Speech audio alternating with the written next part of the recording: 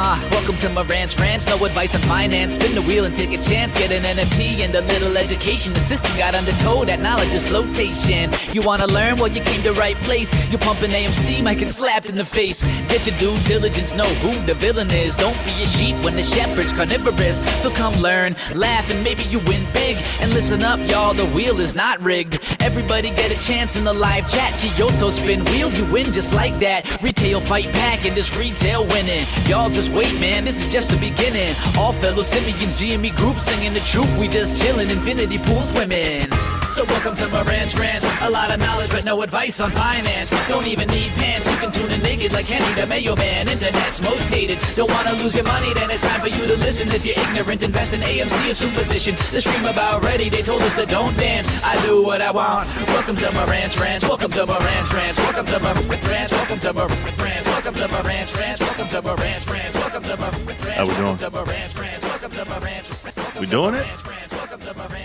We're doing it. We're doing it. We're doing it well. I represent my mom.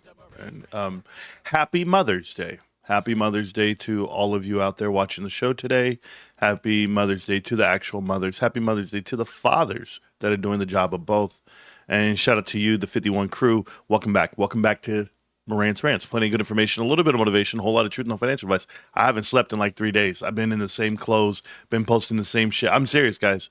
I am just stretched. If you guys saw the pictures in the Discord, I showed you the house, what it looks like right now, because we have 30 women in my house right now. They're out there. I said, I'm going to go do a show. Do you guys mind? I don't want to be around. I'm going to let them do their motherly thing. But my wife invited every mother that was available to come, and many of whom have lost their mother over the past couple of years. So aunts and uncles, not uncles, but aunts and wives and cousins, and everybody's out there right now. Me, I'm in my lab. So if you do hear any talking, any yelling, anything in the background, it's just a bunch of old cackling ladies, which, hey, that's the fam. They make me a rightful heir. That's what they've done. My mom. Hey, I played Michael Jackson. Shout out for my mom. My mom's watching the Michael Jackson movie right now. And I was like, you got me working day and night. Do. That's what we do. That's what we do. I got other songs from Michael. Let the world make it a better place for you and for me and the entire GameStop investors. 'Cause there are people lying on what we're trying to do. I'm going to slap the shit out of you. Connect the dots. Welcome back. Part 103. Yes, there are too many dots to connect. I get it. There really are. And I don't even know where I go in with that Michael Jackson shit. I just thought about that right now because Michael finally coming out in the Epstein files, and Michael was right. Michael was proving people wrong. He was trying to expose the cabal, and what did they do? They blamed him for it. They tarnished his name and allegedly got him assassinated via some, I don't know. Anyway, I'm back to it. I'm not going to be putting on the tinfoil tonight. I'm actually going to do all the factual stuff. Connect the dots. Hi. If you guys do not know about this series called Connect the Dots, there is a book that you can buy hardback. There is a softback. It's all in the description of every video. It's on lulu.com. Marantz Rantz. We've sold over 300 copies. How do I feel about the 300 copies? We're cool. I don't care. You know, I'm just happy that some people got a book. Some people got to read it. And there's probably more to sell. Probably more one day when people want to hear the truth about corporate America and how it tore apart retail, more than retail. Real estate, more than real estate. It tore us apart completely. And they do it. They do it. They openly do it. They take over companies, private equity, gives them a bandage, an olive branch. They give them a bandage for a blood-sucking chest wound, literally. They know that you can't pay back the debt. They leverage you out of your company. They plant their executives on the board of directors, and then they just take it from you. That's what's happened to corporate America for 40 years. Strap them up with debt they can't afford, carve out the assets, and sell them all off. A la what we're looking at today. You know, I've heard this verbiage used by Ryan Cohen. He actually talked about it. You know, I started talking about this a couple of years ago when I started studying Bed Bath & Beyond and why I was going bankrupt and why Ryan was trying to go in there and do a hostile takeover and or just give them some guidance and they didn't want it. And he couldn't figure it out, and then he got the hell out of Dodge once he saw, you know, the writing on the wall, just like most people do. If they go, you know what, I'm going to cut bait. I can't do it. I've been divorced before. It worked out. But for me personally, when I looked at GameStop and what Ryan was doing initially, just so that we're clear, this is why it's so different than Bed Bath & Beyond or any other investment that he has. I'll give you an idea. Alibaba. Ryan Cohen has over $1 billion of Alibaba. He has an investment in Wells Fargo. He has an investment in Apple. He has an investment in GameStop. The reason why this investment into eBay is so different is because he's coming to it from an approach of being the GameStop CEO and chairman of the board, and he is using GameStop as the parent company. He's not using RC Ventures. He's not just buying shares into a company that he holds. He wants to have a passive stake. No, this is full-on art of war. We're here. We want it now. Now, there are some differences here from other companies that he's previously invested in, and certainly the deal on the table for people to not understand. I use the words entrenched. Those are Ryan's words, not mine. He was talking about the board of directors being entrenched. We're going to go over that today. There's other stories. I'm not going to highlight all of them, but I have enough a trail of crumbs to understand exactly what's happening at eBay. And you should too. Now, I know it was announced yesterday. There's a CFO in Germany that just stepped down via European eBay, whatever. And so the dominoes are falling, you would say, or the house of cards is crumbling. In this case, GameStop is looking like a domino, the smallest domino ever, knocking over the largest domino. People are calling it David versus Goliath. It's none of the above. It's not. It's objects appear larger than they really are in your rearview mirror. Because eBay's not that big. eBay's not that strong. It's a facade. It's absolutely weak. It's what I've told you guys all along. You can tell me revenue is growing, but you can't tell me how you bought it. You can't just go in there and tell me that you're making more dollars per unit, more dollars per man hour, when I know the truth about R&D, I know the truth about marketing spend, I know the truth about C-suite spend, and then I look at the infrastructure itself and I see $2 billion and I go, that's not where you want to be. But think about the $2 billion that you make a year, eBay. You guys make $2 billion a year, and Ryan Cohen is offering you $28 billion cash up front, and you still get to keep half your shares. So to give you 25x, which you normally would be getting on your greatest year ever, which you just had. So tell me exactly how GameStop's not being fair by offering you cash per share well more than you'd ever imagine. Think about this. If we took half of your profit away, what would you then have? $1 billion? Okay, good. Now we're going to give you $28 billion for that billion. Is that what we're tracking here? If you're understanding the math, he's willing to buy half your company cash. The other half would be rolled into equity, 60 versus 40. 60% versus 40%. You get 60% of eBay, 40% of GameStop. Well, that would be the metric measurement. Still be all GameStop. Maybe the identity doesn't rub people well. Maybe you guys don't know the history of eBay and how evil it has been. But for everyone to eat, right? All the board of directors. I saw the interview with Ryan Cohen, the one he just did with one of the largest eBay mega sellers, whatever the power sellers as they call them. I equate eBay to Yelpers and even to GameStop and Costco people. I've learned all this. There's all these little niche groups that are cult-like, right? Yelpers, Tesla people, Costco people, GameStop people. We're all in a cult. Why are the other cults not penalized, yet we are? That ever cross your mind? We're penalized in every facet. I mean, we're tied to one of the most successful entrepreneurs of our lifetime, if not the most successful.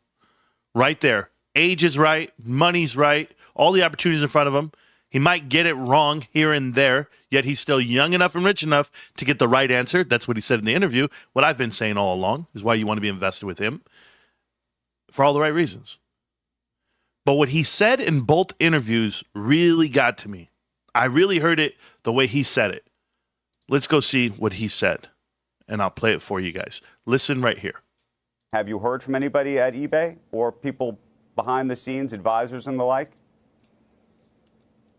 I am sure they've hired the most expensive advisory firms and lawyers to help them navigate this. So, no, not yet. I'm sure we'll get a bunch of scripted responses and they'll load up because, of course, I mean, you're dealing with a company that is very entrenched. It's a very good company.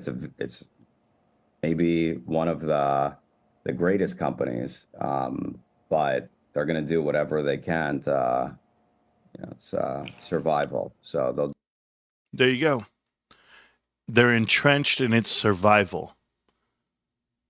Let's hear it again. Worried that that's going to cut into the number of buyers that might be out there. So what's the plan there?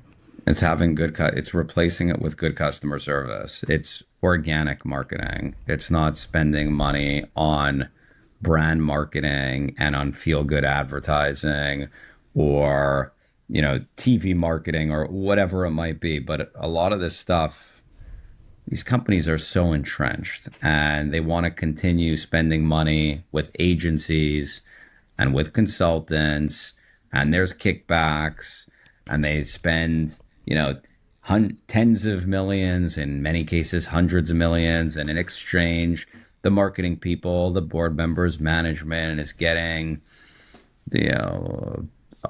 baseball tickets and all kinds of benefits and kickbacks, and there's relationships and stuff. And so it's not benefiting the business because everybody already knows eBay. It's the same thing we say about GameStop. You already know what GameStop is. A lot of us do. A lot of us know because GameStop has a legacy. They have these announcements that they're a meme stock, free publicity, right? I was watching a video at first, and someone was trying to tell me why GameStop's the ownership wise, I forget, one of these wannabe YouTubers was doing this stuff. They were talking about Meg Whitman. And I was like, Meg Whitman, I know who that is. I'm from California. Meg Whitman runs for office. Meg Whitman was the CEO of eBay. She was partnered up with Disney. She's been with HP, Hewlett Packard. She's also on the board of directors of CoreWeave. That's the last place I saw her. So it kind of tells me, I'm like, okay, here's where we're at. But I want to show you guys something, okay? And you guys can learn a lot about eBay today. So this is eBay right here. And on this sheet here, it tells you the revenue in US dollars per year. And you'll see they had some peaks there, $14 billion. To get $14 billion, I could tell you'd have to buy it. You'd have to go out there and overspend yourself. And then somewhere down the road, all of that net income doesn't matter because it's at a negative, a la 2014, actually losing money in 2017, going through 2019, the restructuring, and now we're here at a level and at a pivot point when you went and had a recession in 2022, you lost $1.2 billion in net income, but everyone's looking at the total assets of what they carry. Once carried $45 million on the sheet, sold out and they spun off PayPal. They spun off numerous other things over the years, but it's tricky the way they did it and who was partnered up with it. But I also want you to look at the price per share. While they have fluctuated in net income, period, every year, nothing really that stable, their share prices stood the same. Their share price went from 25 to 35 and 35 flat for the last 7 years. So that's my point. My point is in 2023, it is when they ticked over and it got to 40, and then it stood in the 60s all the way until 2025. And as of this year is when they finally got above that line. And when they got to 80, GameStop starts buying in with an average cost of $85. And that's their position. But the share price has never seen 125.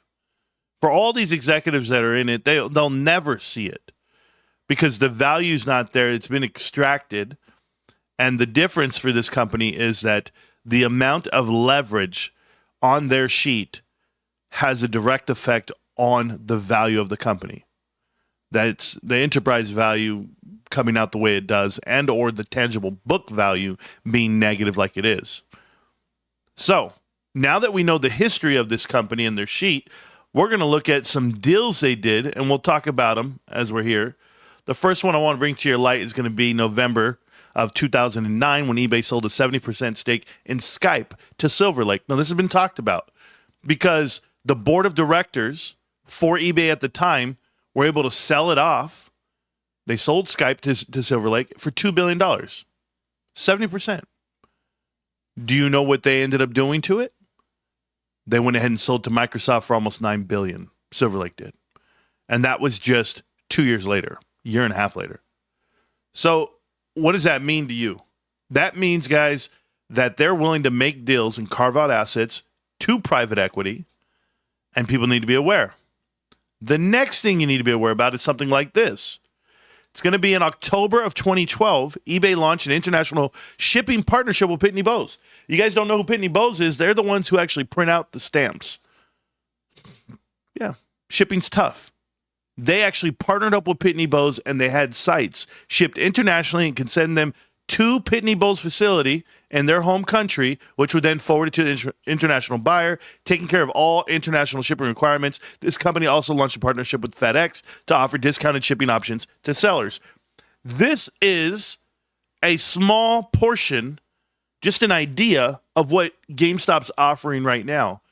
See, Ryan hasn't told them yet. He's not wanting you to bring all your junk to GameStop to authenticate. He's going to be targeting the things that we run parallel with eBay. And there's a lot in the TCG land. But when it comes to everything else, we're just going to play our part. Get the deal done. Take out the parts we need for what we do and amplify that, because that's what triggers Ryan Cohen. Now, when I look at look at how fast it is. Too fast for me, bros. I want you to look at something like this, okay? In 2019, you're looking at everything here. Elliott Management went in there and gave him a letter. They gave him a letter, and I'm telling you now, you have to switch up. So, facing pressure from activist Elliott Management, right there, Devin whoever resigns as CEO in 2019. Come through, 2 months later, they agreed to sell off StubHub. So if you're understanding, once they get your guys switched out, they put their people into place. The current board of director right now, or the current CEO right now, is sitting in there because he agrees to spin off everything to Blackstone. Everything goes out to Blackstone. Everything's getting spun off. It's about being entrenched by private equity, right? But we're going to go over the history of every single thing that you should know about and why I'm talking about it. I'll just put it out that way. Let's go with a couple of things. You can connect your own dots here, guys. I'm not going to force you to do it the way I do it because I'm just a little different. But connect your own dots, okay? All right, here we go. First young lady's here, Janine Berger. She's going to go ahead and resign as of yesterday from eBay. She's a CFO of Germany and Central Europe. She's also on the board of directors with other eBay personnel here at Healing Together. They all do something together. They're all at the boardroom, member stuff overseas. She formerly was with MicroStrategy for 7 years. If you're a senior accountant with MicroStrategies, I want you guys to go look at the fraud that they've been accused of over those years. But I'll leave her alone. When you go to eBay Ventures, this is another arm of eBay. This is where you want to hang out and play. Right here, Henry is a co-founder, global head of eBay Ventures. I want you to look at things like this, and it'll tell you Henry was a manager at Bain & Company. That should really tell you something right now, guys. Pay attention to Bain & Company and pay attention to the University of Stanford, okay? So as you see all these people and who they are and where they come from, you get to come down here to eBay Global VP of Corporate Strategy and eBay Ventures. Yes, Beatrice. Beatrice, when I go to you, I look at you, you're an ex-Boston Consulting Group and ex-Morgan Stanley. That's who you are. It's no different. These guys are all consulting. Now, she consulted from 2001 to 2017. When did she get here to eBay? 2017. That was the connection. Straight from the consulting firm to go working and being planted onto the board of directors of what you currently are fanning. Now, we have plenty to talk about on this front. First person we're going to look at is Meg Whitman. Okay. I read Meg Whitman. If you were to read her Wikipedia, which most people go, you just can't look at Wikipedia, Marantz. You know, that's anybody could do this due diligence. Okay, you go ahead and do it, but you see it with your eyes, and I'll see it with my eyes. Okay, and let's see if our eyes are the same. I went in here and I saw that she had previously held business executive positions with Walt Disney, eBay, HP, and QB. So I said, okay, let me go see what else she's done in her lifetime so that I make sure she's not a plant, right? Meg Whitman was never a plant at eBay. Let's make sure of that. So here's the first thing. Began a career in 79 as brand manager for Procter & Gamble. Go through. Whitman later moved on to work as a consultant for Bain & Company. So she worked for Bain & Company from 89 to 92. Then if you look here, she worked at Walt Disney in 89. She later joined Stride Rite Corporation. Stride Rite Corporation is a shoe company that was sold off to Payless. Anybody know what happened to Payless? We'll just say it's in Connect the Dots on one of these episodes we did. The next thing she did was florist for TD Delivery. Now the thing about that's a strong move in 95. So if I read this right here, I would say that means nothing to me, Marantz. She's a quality person. She's the one who brought Teletubbies to the U.S. She's worked for PayPal. Oh, wait a minute. You mean to tell me that she actually got the value out of PayPal and they spun that off? Do you know the connections between PayPal? They're called the PayPal Mafia. Do you know who she is? We're going to go through it, though. I'm going to show you what FTD is. This right here, this Florist Transworld Delivery. I'm going to show you what that is. Just work with me for a second. When she left eBay, she brought on John Donahoe. Donahoe is here. Donahoe? Donahoe. Everybody would look at John Donahoe and say, wait a minute. He's just a handoff, right? John's just a handoff of the company. So we'll go to John right here. Do you know who John is? John was just announced as the athletic director at Stanford University. Meg Whitman, why are they all tied to Stanford University? Anybody know? Is that just in the town? Is that just who she gives her money to? You know the feeder schools for Stanford? Meg Whitman was offered a deal to do the whole Warren Buffett pledge your billions to some nonprofits. She turned it down to go give her own money directly. Did she? I'm just curious as I go through because obviously she had times with Perkins here, Keenler and Perkins. So she's been on the board of directors there too. She's worked with Goldman the whole way too. I mean, she had to jump off that board. But I'm just curious before I go into her whole political career, because yes, she's a politician now. I've got to go to Sacramento Bee. She's good there. Los Angeles Times, Goldman. Yep. I'm looking for her great philanthropy that she does. Philanthropy. Sacramento Bee, Barbara Boxer, Democrats, all California stuff. Does she have it here? University of Mexico. You know, for these people to go here and then put all their money into other schools, into other things, don't worry. We're going to stick with Stanford for a minute because there's a reason for it. Don't worry, guys. So, yes, she handed off the company to John Donahoe, who's now Stanford athletic director. There's a reason for that. Where was he before? Bain & Company. So it went from one Bain & Company person to another. John Donahoe. That's who's there. And yes, he was there for 20 years. What did they do the minute he got in? Spin off StubHub. Sold off StubHub. It's okay. What was he doing? He contributed to Barbara Boxer. Shocker. So we know now, this is what I'm trying to show you. We know that eBay is run by Bain & Company. Still, you look at the deals that are happening today at eBay, and it makes you wonder. eBay comes out, and they allow the advertising company, the classified advertising company that they have, to be spun out and bid off of from Blackstone. Private equity comes out and carves it out for them. So for $9 billion. Fitting.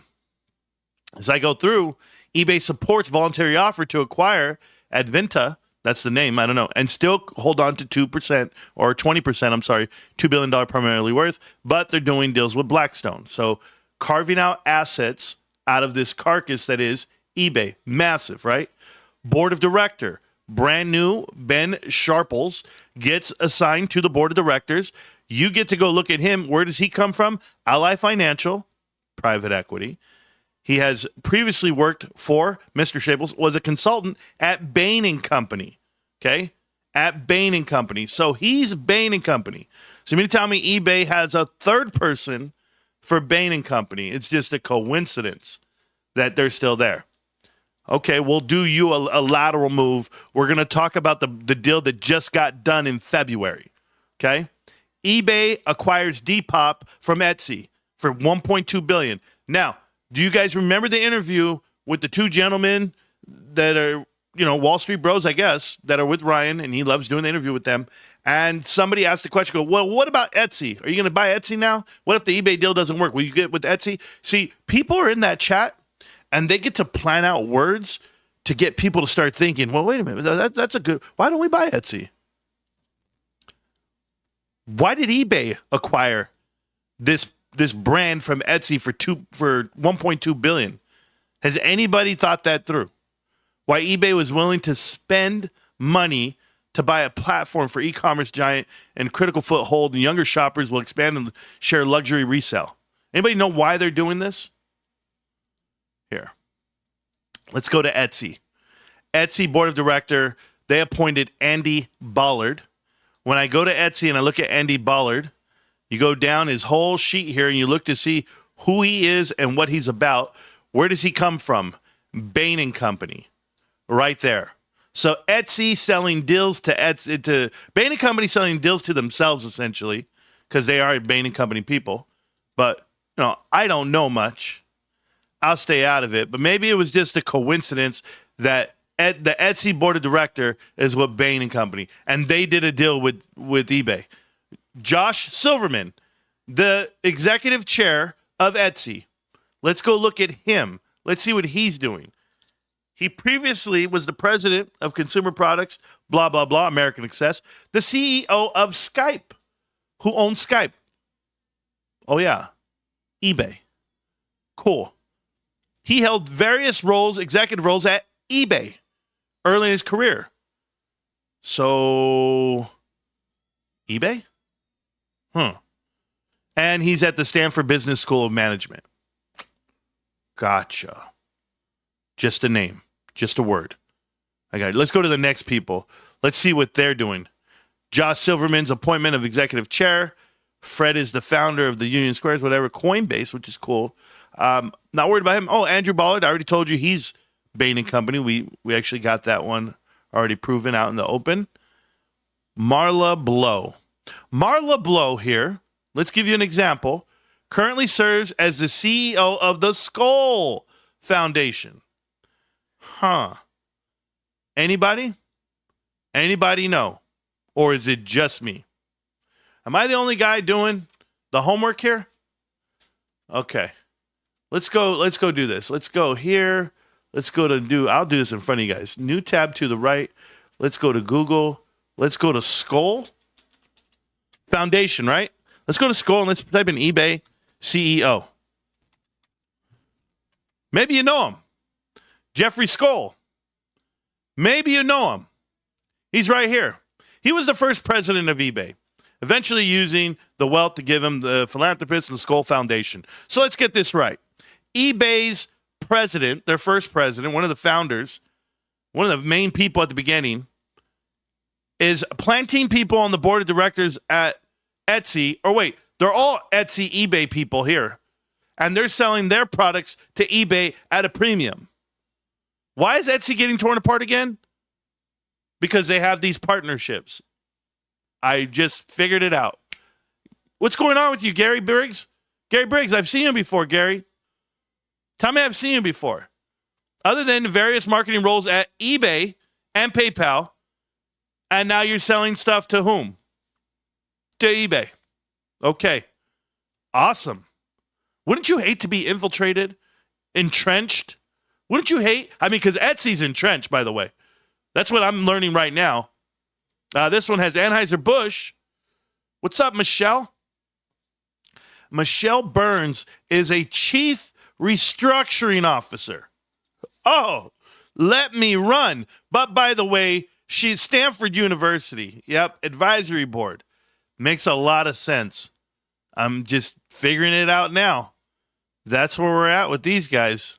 Morgan Stanley. I mean, I don't know. Maybe I got lucky. Melissa, how you been, Melissa? The Container Store. TCS. What's up, Container Store?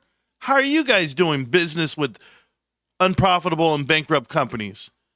First Dibs. I didn't get to check him out. I wanted to check out First Dibs right here for David Rosenblatt. It just didn't make sense for him to get a seat. Oh, but then it did. Because remember when I told you Elliot's the one who wrote the letter to eBay and told them you need to get rid of your CEO? And then I see he used to be on the board of directors at Twitter, who was Elliot owned. And yeah, got it. Okay. Who's next? I mean, does it stop there or do we keep going?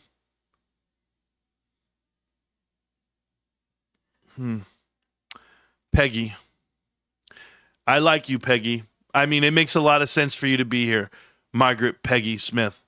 But the fact that you are a advisor for Alvarez and Massal, I'll let you know who else was an advisor for Alvarez and Massal. One Sue Gove at Bed Bath & Gone. Oh, sorry, Mike Steinberg. How could I forget about you at the bottom? You're a partner at Elliott Investment Management Group. See, these are the things that I wish I was wrong. I wish I was wrong that Etsy didn't offer things up on a plate and that they all have ties to eBay. Every single person is an eBay person at Etsy. And eBay comes out and does a sweetheart deal, or they do it together. How'd that work out? Oh, that's just legacy investing, right? Yeah, here we go. Stanford hires former Nike CEO John Donahoe as AD. No, you mean former eBay president. Now, this is the crazy part when I start connecting dots. Why GameStop's bid for eBay echoes one of the worst business deals of all time by Sean Tooley. Read the headline. One of the worst business deals of all time by Sean Tooley. Next article by Sean Tooley, same identical address, different website. Why the GameStop bid for eBay echoes the worst business deal of all time.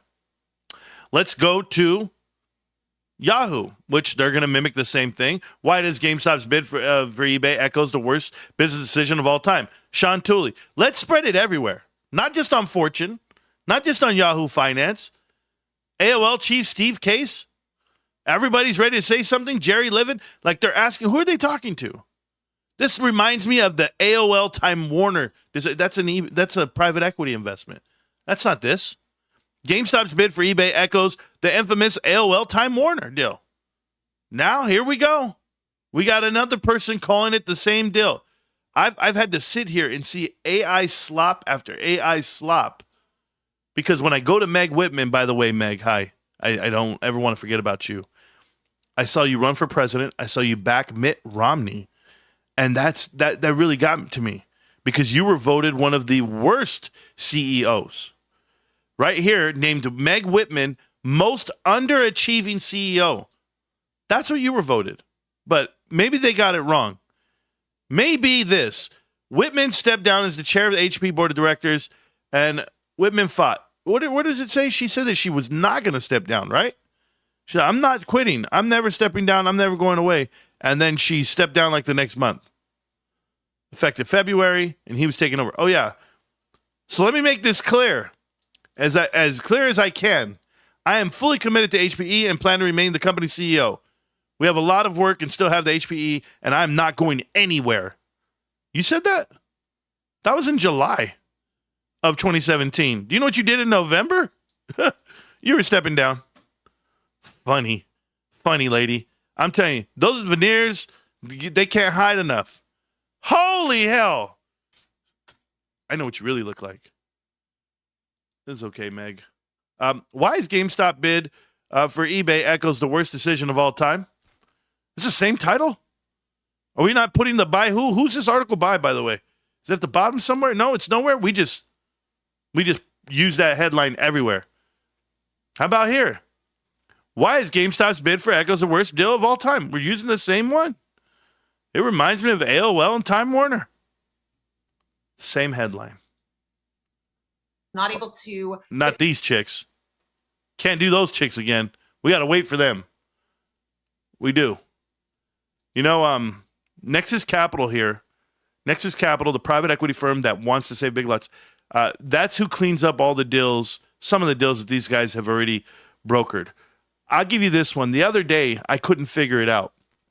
When this guy was named, Enrico Lors. He was named the new CEO of PayPal. And I couldn't figure it out.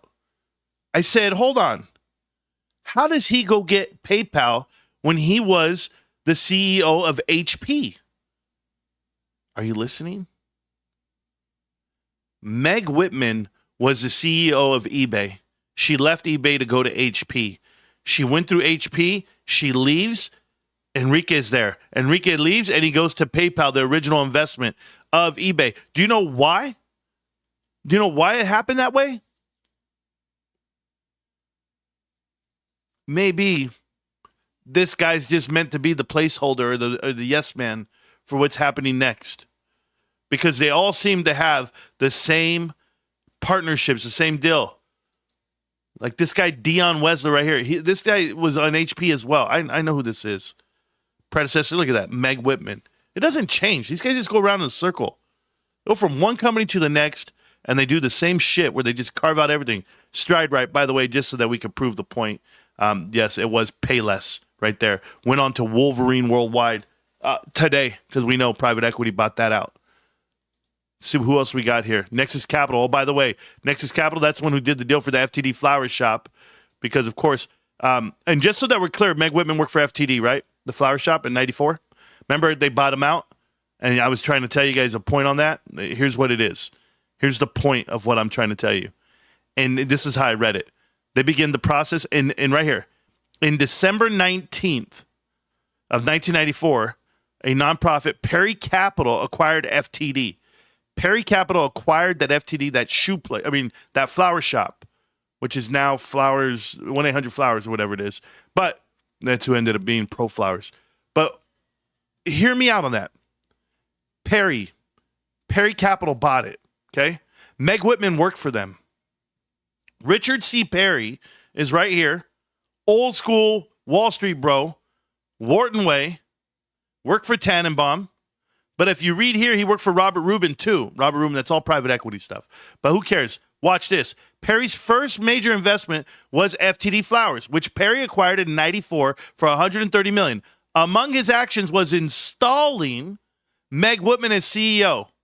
Yes, that same Meg Whitman that years later would be buying eBay shares for 7 cents a piece. You know what I have a problem with?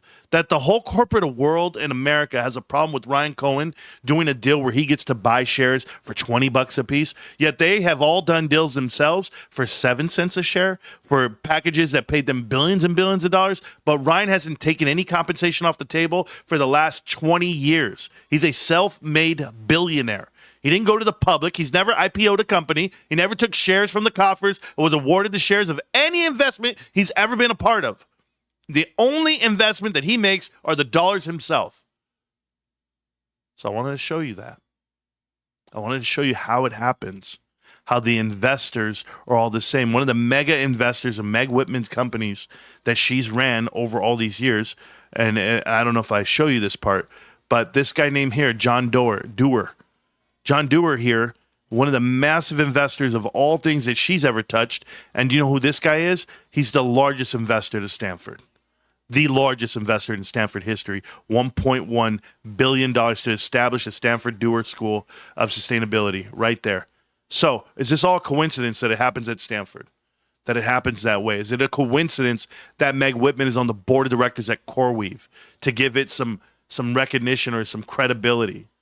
No, all of this happens because when you look at the bulk of what these guys do, eBay, they're entrenched with private equity. They're entrenched with Bain & Company elite and alum. They're entrenched with making bad decisions with your investment. If you're an eBay investor, which no one is other than institutional holders that already know this game, they're content with $2 billion of profit a year because they have a spend of $2.5 billion in marketing, which is unheard of. $2.5 billion in expenses for marketing. Somebody has to do that math on what it is per day. I'll let you guys do that.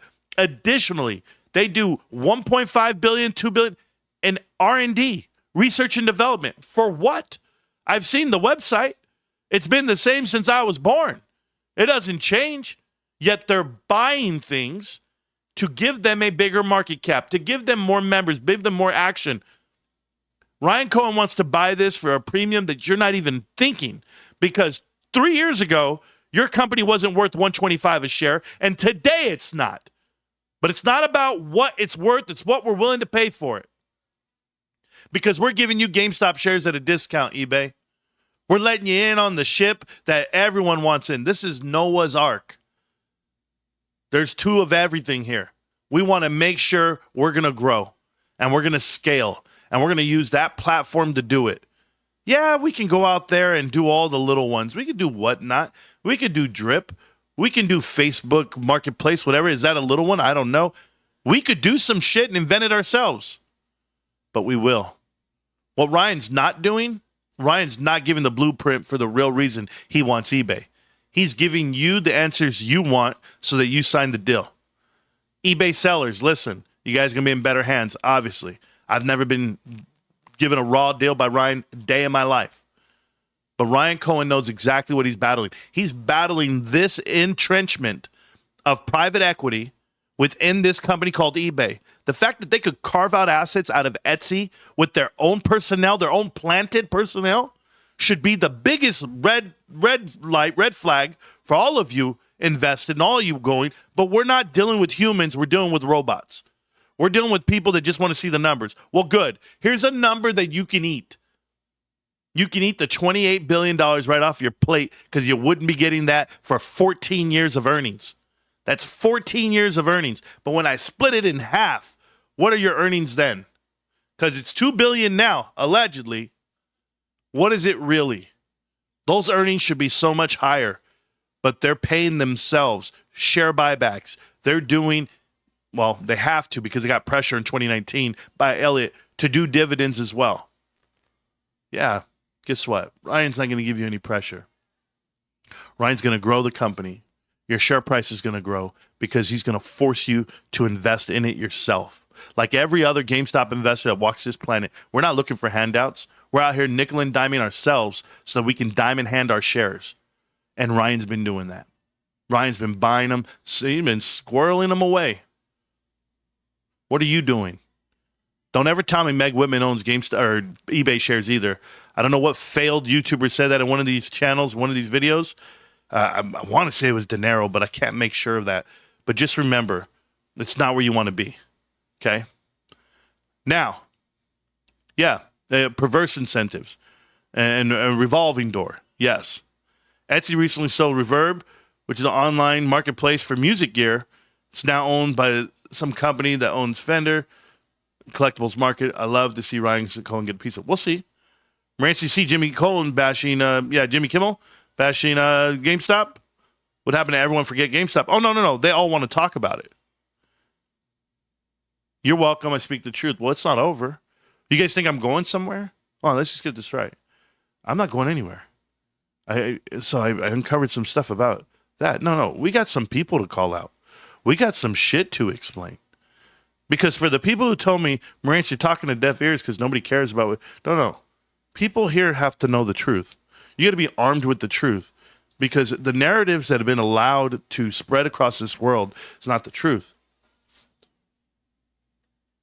I told you we're a cult. No one believes me. I told you this is a religion. Nobody believes me.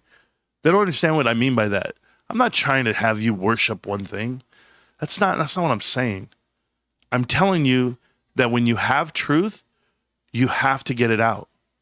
You'll be trapped. It'll be in your mind, and then you'll feel like, man, look what's allowed to be on TV.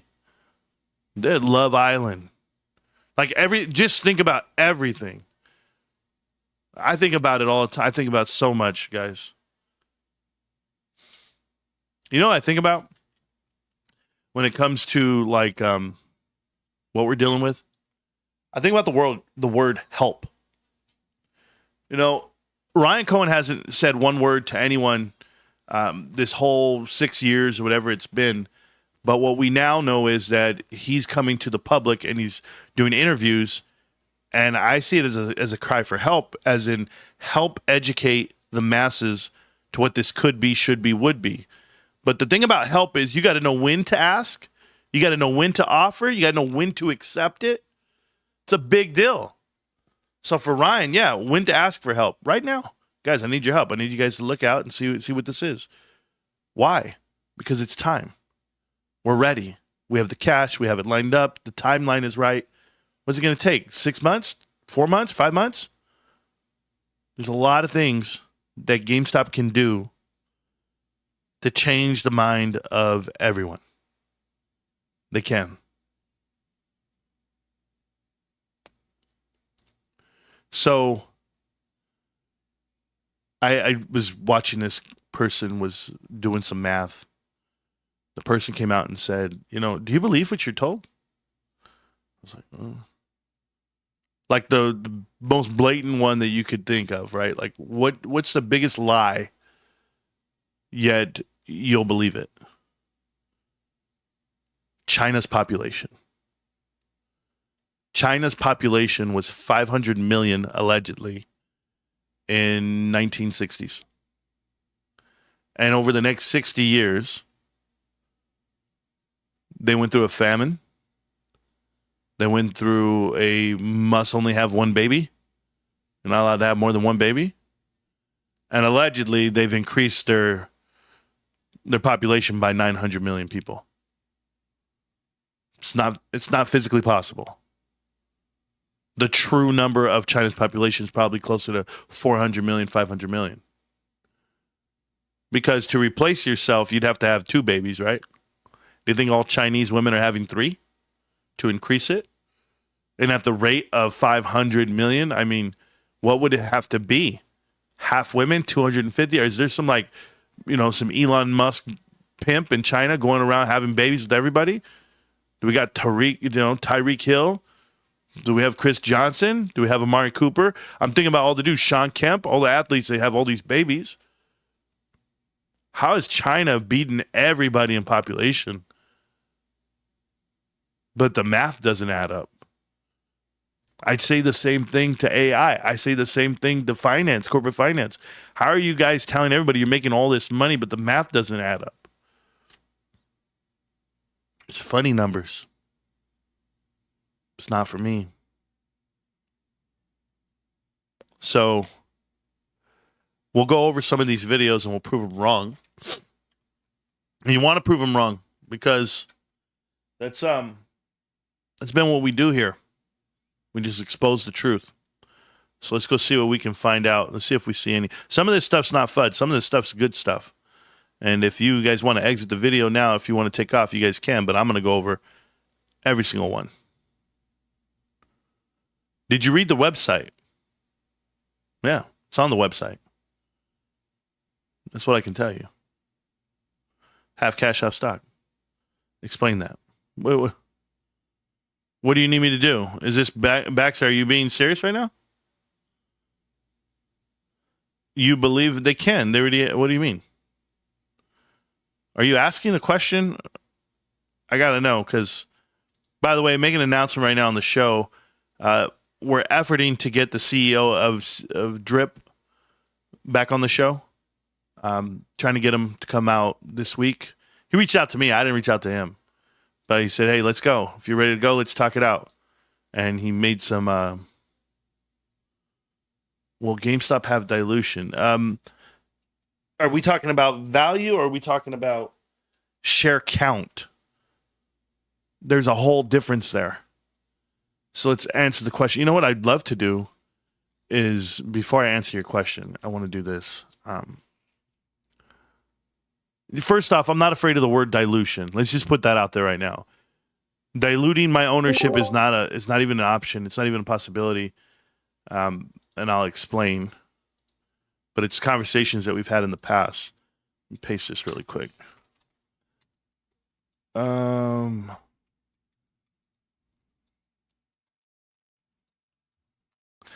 me a favor, Baxter. Click on the link here, and you can join the show live right now. I'd love to talk to you. Reading the text and answering it that way is really tough for some people. Will price of GameStop go down? That's all I care about. No, it will not go down. This is like, the fact that you ask these questions blows my mind, but I'll just answer them. Because investors should know what would happen with their investment if X, Y, and Z. So if you take a company worth 40 billion, allegedly 40 billion, and then you take GameStop and it's worth 10 billion, right? And now you put them together, that's 50 billion. Well, there you go. There's 50 billion. Now, what did we say we'd do? We'd give out 28 cash. That's fine. But we take the other 28 and roll it into equity. When you take GameStop at 12, essentially, at the rate that it's at right now, I'd even call GameStop 14. So we do 14, and then they're over there being 14 and 14. There would be 2/3. So it'd be 60% them, 40% us. Ballparking numbers, right? 67-33. It all depends on how you do your math, but it wouldn't matter. Just 60-40 for simple terms.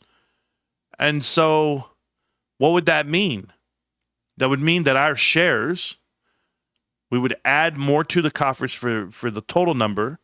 It's really simple when you think about the numbers, the bigger numbers. Our number is 450. That's our number of shares, ballparking. If you took that number, that happens to be the same number that eBay has. So if we bought half of eBay shares, bottom out, get out of here, now there's 225. Now you take the 225 and you give GameStop equity for that 225. Well, it takes 2 GameStop shares to be 1 eBay share at that point. Because that's where GameStop's value should be, by the way, if not more. GameStop's value should be 1 for 1, by the way. Anybody who wants to doubt me on that, well, then guess what? TD Securities doesn't doubt me. They give GameStop $20 billion. They already have $10 billion, and they are $10 billion. So if it's $30 billion, what would the stock price be? Be $60 a share. That's what it would be. So if that were the case, then we should be trading 1 for 1. We gave them 65 cash, and now here's our 67.5 cash. Now here's our 67, 1 and 1. But you want to get 2 shares for every GameStop share? That's fine. It's a hell of a deal. But that means that for them to match GameStop's float, you would have to add 450. Again, but you add another 225 on top of that. So 225, 225, 225. That would be the float, 675 plus GameStop's 450. That would be a 1075 float, 1.1 billion, ballpark a number. Who cares? Now, if that's the float, but the market cap is 60 billion, 50 billion, what are we looking at? We're looking at a massive number, at a massive stock price at around $50 to $60 a share. We already did the math. No matter how you cut it, this deal gets done. GameStop investors, their share price goes to $50 a share. Now, let's just say Wall Street doesn't agree. They knock the price down and they short the shit out of the stock and they do all that, right? So I get to buy it all then. I get to buy it all underneath 50. Every share underneath 50 at this point is a discount because the book value, the fundamental value, the earnings they're going to make, they're going to make $4 or $5 billion a year. And you're going to tell me I can buy that for $25 billion on market cap? Great. 5x on my PE? Great. Yeah, and they're rolling in with $5 billion cash. So all the debt in the world doesn't scare me when you have a money-making project. You have a money-making thing. So it would not matter at all. I wouldn't be surprised if GameStop comes in at $51 a share right after the merger. Jimmy, we're $200 per share. Way more. Way more for me. These breakdowns of info are excellent. You're welcome. I just want to make money, to be honest. Well, then you're not real. You're not here. You don't understand what this investment is. GameStop will be worth more than eBay soon. 48 months is strong, going strong. Team 51. Thank you, Rick James. That's 4 years of being a member of this show. That's phenomenal, man. That is crazy. And thank you to Carter for joining the team back. I saw you, Carter. Thanks, bro. I know it's tough. Kingsbury, 33 months. Just a great deal. Yeah. So, yeah, really, bro. You're not real. I put the link there for you to click on, and we can come talk, and let's talk how real you are. That's it. It's Mother's Day, bro. Put on your big boy pants that your mother gave you to come in here and have a conversation. You wouldn't be half the man your mother, you'll never be half the man your mother is. Just know that. What's your funny joke for the day? Are you racist? Do you call polar bears animal crackers? Is that it? Is that funny to you? Yeah. Marantz Rantz says, what made you think? GameStop story isn't over. Far from it. You're correct, Joel. You're depressed now. You're depressed. Money makes you depressed? Or the lack thereof? Sell your stock, bro. Get out of here. The hell is this? My grandfather died with... He died and he could take nothing with him. Want to talk about depressed? How's he doing in heaven? Yo, Gramps, man. Wish you wouldn't have sold that damn company, man. Because, you know, your grandson's a damn genius. He could have been running it. Sorry, Grandpa. When you died, man, I was out there slinging it. I was just chasing tail. My bad. Thanks, Marantz, for coming to talk to us on Mother's Day. I have no choice, bro. The house is packed with women over there. I'm not going over there, down that hall. I locked my door. I said, I'm busy. They wanted headlines. Ryan Cohen gave him confidence, patience, and long game. Oh, Ryan Cohen gave him that stank talk. That's where he did. Jimmy has the most loyal fan base on this planet. Yes, Rick. And we're not going to get deterred by some bullshit headlines and some nonsense videos. Since this guy doesn't want to come talk to me, Baxter doesn't want to come talk to me. Baxter, just know, guys who come to me and say, I'm here to make money, man. I don't want to talk to those guys. But money's the byproduct of just being a great person and a good thing. Keep doing good things long enough, and it won't matter. Because I'm telling you now, my grandparents, not a care in the world. They got all this money. They go to the casino and just spend it. Yeah, grandma died, $700,000. $700,000. Estate. That's not a lot to you. That's a lot to me. We're right there like this. Yo, what we getting? Nothing. Money gone. That's it. Grandma died. $400,000. The other one. Did it matter? Nah. Look at my parents. Yo, you guys got some change? You got some I can hold? I die. What are my kids going to get? Millions? What are they going to do? Yo, Dad was crazy, bro. Dad didn't sell none of that shit. He's still holding it. Yes, I am. So, that was that information. Watch from the beginning. You'll be good. Yeah, no problem. Here we go. The charts. Well, this is eBay. eBay, somewhere down here in 2023, was down at $30 a share.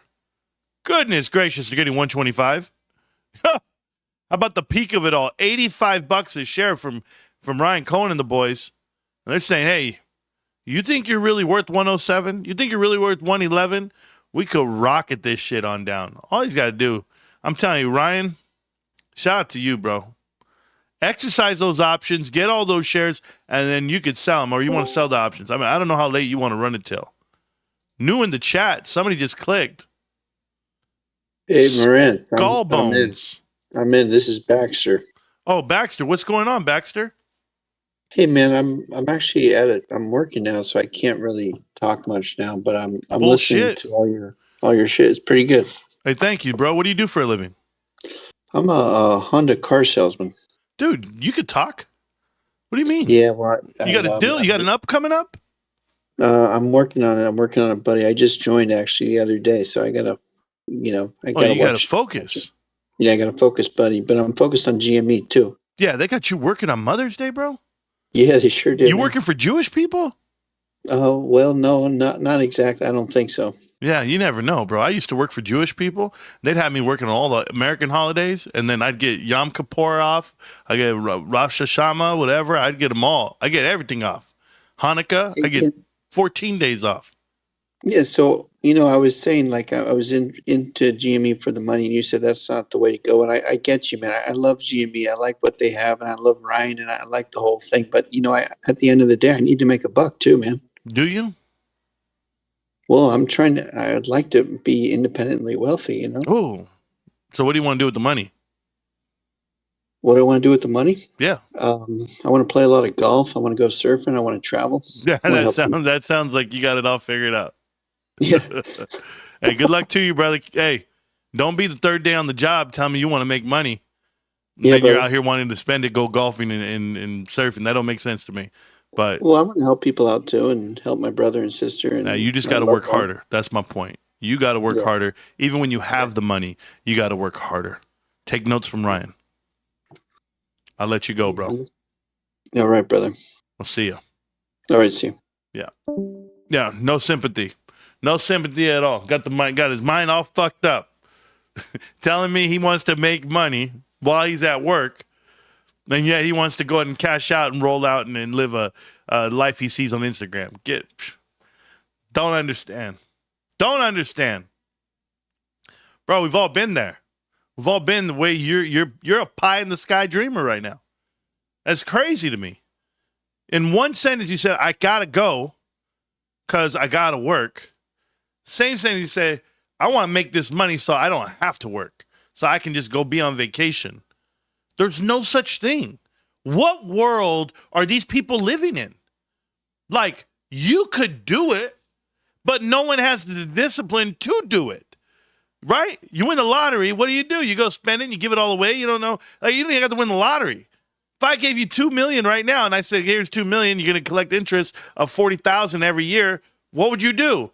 Could you live off of 40 grand, or would you keep digging into the 2 million? Or would you do what you should do? Take half of the 20,000, pour it for taxes, 20 grand for you just for extra spending on top of the job you currently carry. This way you live, risk free. You got no real problems. Shit comes up, you get a flat tire, you're gonna be okay. People wonder how Marantz does it. How does Marantz do this shit? Marantz gets flat tires. Marantz gets unexpected shit happen in his life, health and wellness, all the above. And you know what I do? I go, oh, no, we'll be fine. We'll be all right. We'll get that. Oh, wife lost her job. Oh, I lost my job. Oh, the world's coming to an end. Oh, Ryan Cohen sold. Oh, eBay and YouTube and all of it. It's all gone. Books are done. Nobody. The life's over. You got a plan. Yeah.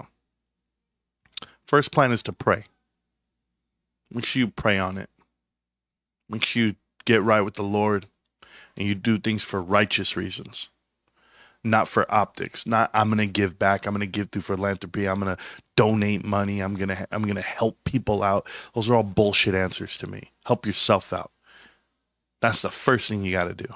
You got to learn how to invest for you and your family around you, but there's got to be a reason to do it. And the reason to do it right here is a righteous reason. It's GameStop, babe. It's GameStop buying the biggest villain on the market. eBay is a villain. eBay is a monster. You guys saw the law. If you didn't see the lawsuit for stalking, eBay executives were mailing a couple dead fetuses of a pig. They were allegedly harassing them, getting them fired, destruction to their home. eBay. And they got sued for millions of dollars because this couple was putting out bad publicity for eBay and it was affecting their business. It was a bad Google review. I mean, what in the world? This is real. This really happened. I hate to see what they want to do to me or what they've already tried to do to me. It didn't go so well. So now this young man says, this is ignorance. So if you're not in this for the money, what is it? 1, it's the truth. 2, it's the journey. 3, it's for growth. 4, the money is the byproduct of all those 3. So, yeah, no. You know what? I married my wife. I'm just going to tell you, it's Mother's Day, so I'm going to show her some respect right here. I married my wife because I knew she was the person that was the most like me. From my heritage, from my upbringing, from physical attraction was great, but I didn't know she could cook. And I didn't know that the sex was going to be as good. And I didn't know that my life and that she could dance the way she danced. I didn't know my life was going to be like this. Those are all just added value. That's it. And don't let me ever tell you the sex is so good that you guys want to try it. That's not what I'm saying. I'm not trying to disrespect her that way. I'm just explaining the reasons why you're with your partner could be all of the above. It's added value. For face value, maybe she's a woman of morals and she looks great and maybe she wants to raise my kids the right way. I mean, what more could you want? But investing, it's the same way. Investing, we're all invested to make money. We're all invested for a financial gain. It's not what you get. It's what you do with it. That is the difference. So if I'm going to go out and spend it and just splurge and just want to live this lavish life, it's all gone. It's all for nothing. Or do I always tell you what's the best investment you can make? Right now, it's GameStop. unbeknownst to everyone who says opportunity cost or real estate's better or cryptocurrency and, and gold, whatever, Bitcoin's better and gold is better. They tell you all these things and you say, no, it's GameStop. And people have not figured this out yet. They don't understand the mindset that it takes to invest in a GameStop. Why is GameStop better? Anybody know why? Because the world is telling you no. The world has not given it value yet. But you'll see your value. I don't know if it was George Strait or somebody has a good song, or it was a female song, right? Like, I forget the song, but she's like, she's in love with the boy, and ever since she's gonna run away, she gonna marry that boy one day. All that shit, right? I forget the song, but you know the name of the song. And the point is that the world could tell you that it's not good for you, but they don't know you. That's what I can tell you that. But hey, what do I know? Pop those bottles, bro. Buy that Lambo. Go do some dumb shit. I'll be here when you're broke. And then we'll have to look for another investment. That's what we'll have to do. But right now, my investment is this. I want to retire. I'm almost 57. Retire. Who's stopping you? Man, how much money do you think you need to retire? The answer is 0. Living on love, riding on time without somebody loving ain't worth a dime. It's like an old-fashioned storybook around living on love. Do. No? Am I the only one? I literally could eat country songs for dinner. I'll be okay. Yeah, I haven't figured it out yet. You'll sell your shares. You're going to sell your shares before you need to. You're going to sell your shares chasing a feeling. And me, I'm the worst. I'm the worst. And I'll tell you why I'm the worst. And you can't compare. I'm going to explain it. I have a great career. I have amazing family. And that satisfies my hunger and my appetite for excess. I don't have to buy the world's most fanciest watches, shoes, cars. None of it. I'm not dreaming to get behind walls and gates and say, I want to live in this country club and I want to travel. No, see, that doesn't, I spend money, I get sick. I spend money, I'm like, oh my God. I regret it for years. For years, I regret it. I'll be like, remember that one time we did this? I did not want to go to Outback Steakhouse. That shit was $145 and it was terrible, man. Then we go to the restaurant, we go to breakfast, and then the audacity of the person next to me to order, I want my steak bloody, I want my eggs runny. Yeah, I'll take an omelet. Make sure the eggs are cooked, bro, with some cheese. Says, here's the next thing. I was reading the comments. I got to read the comments. I'm sorry, guys. You guys are pretty excited. So, let's see what I missed. It says Marantz. Yep, we did that part. Happy Mother's Day to all the moms out there for the 40th time. I swear, moms get all the love, bro. Father's Day, dads, hey, Pops, good shit, bro. What kind of beer you want? Whatever. Hey, don't worry.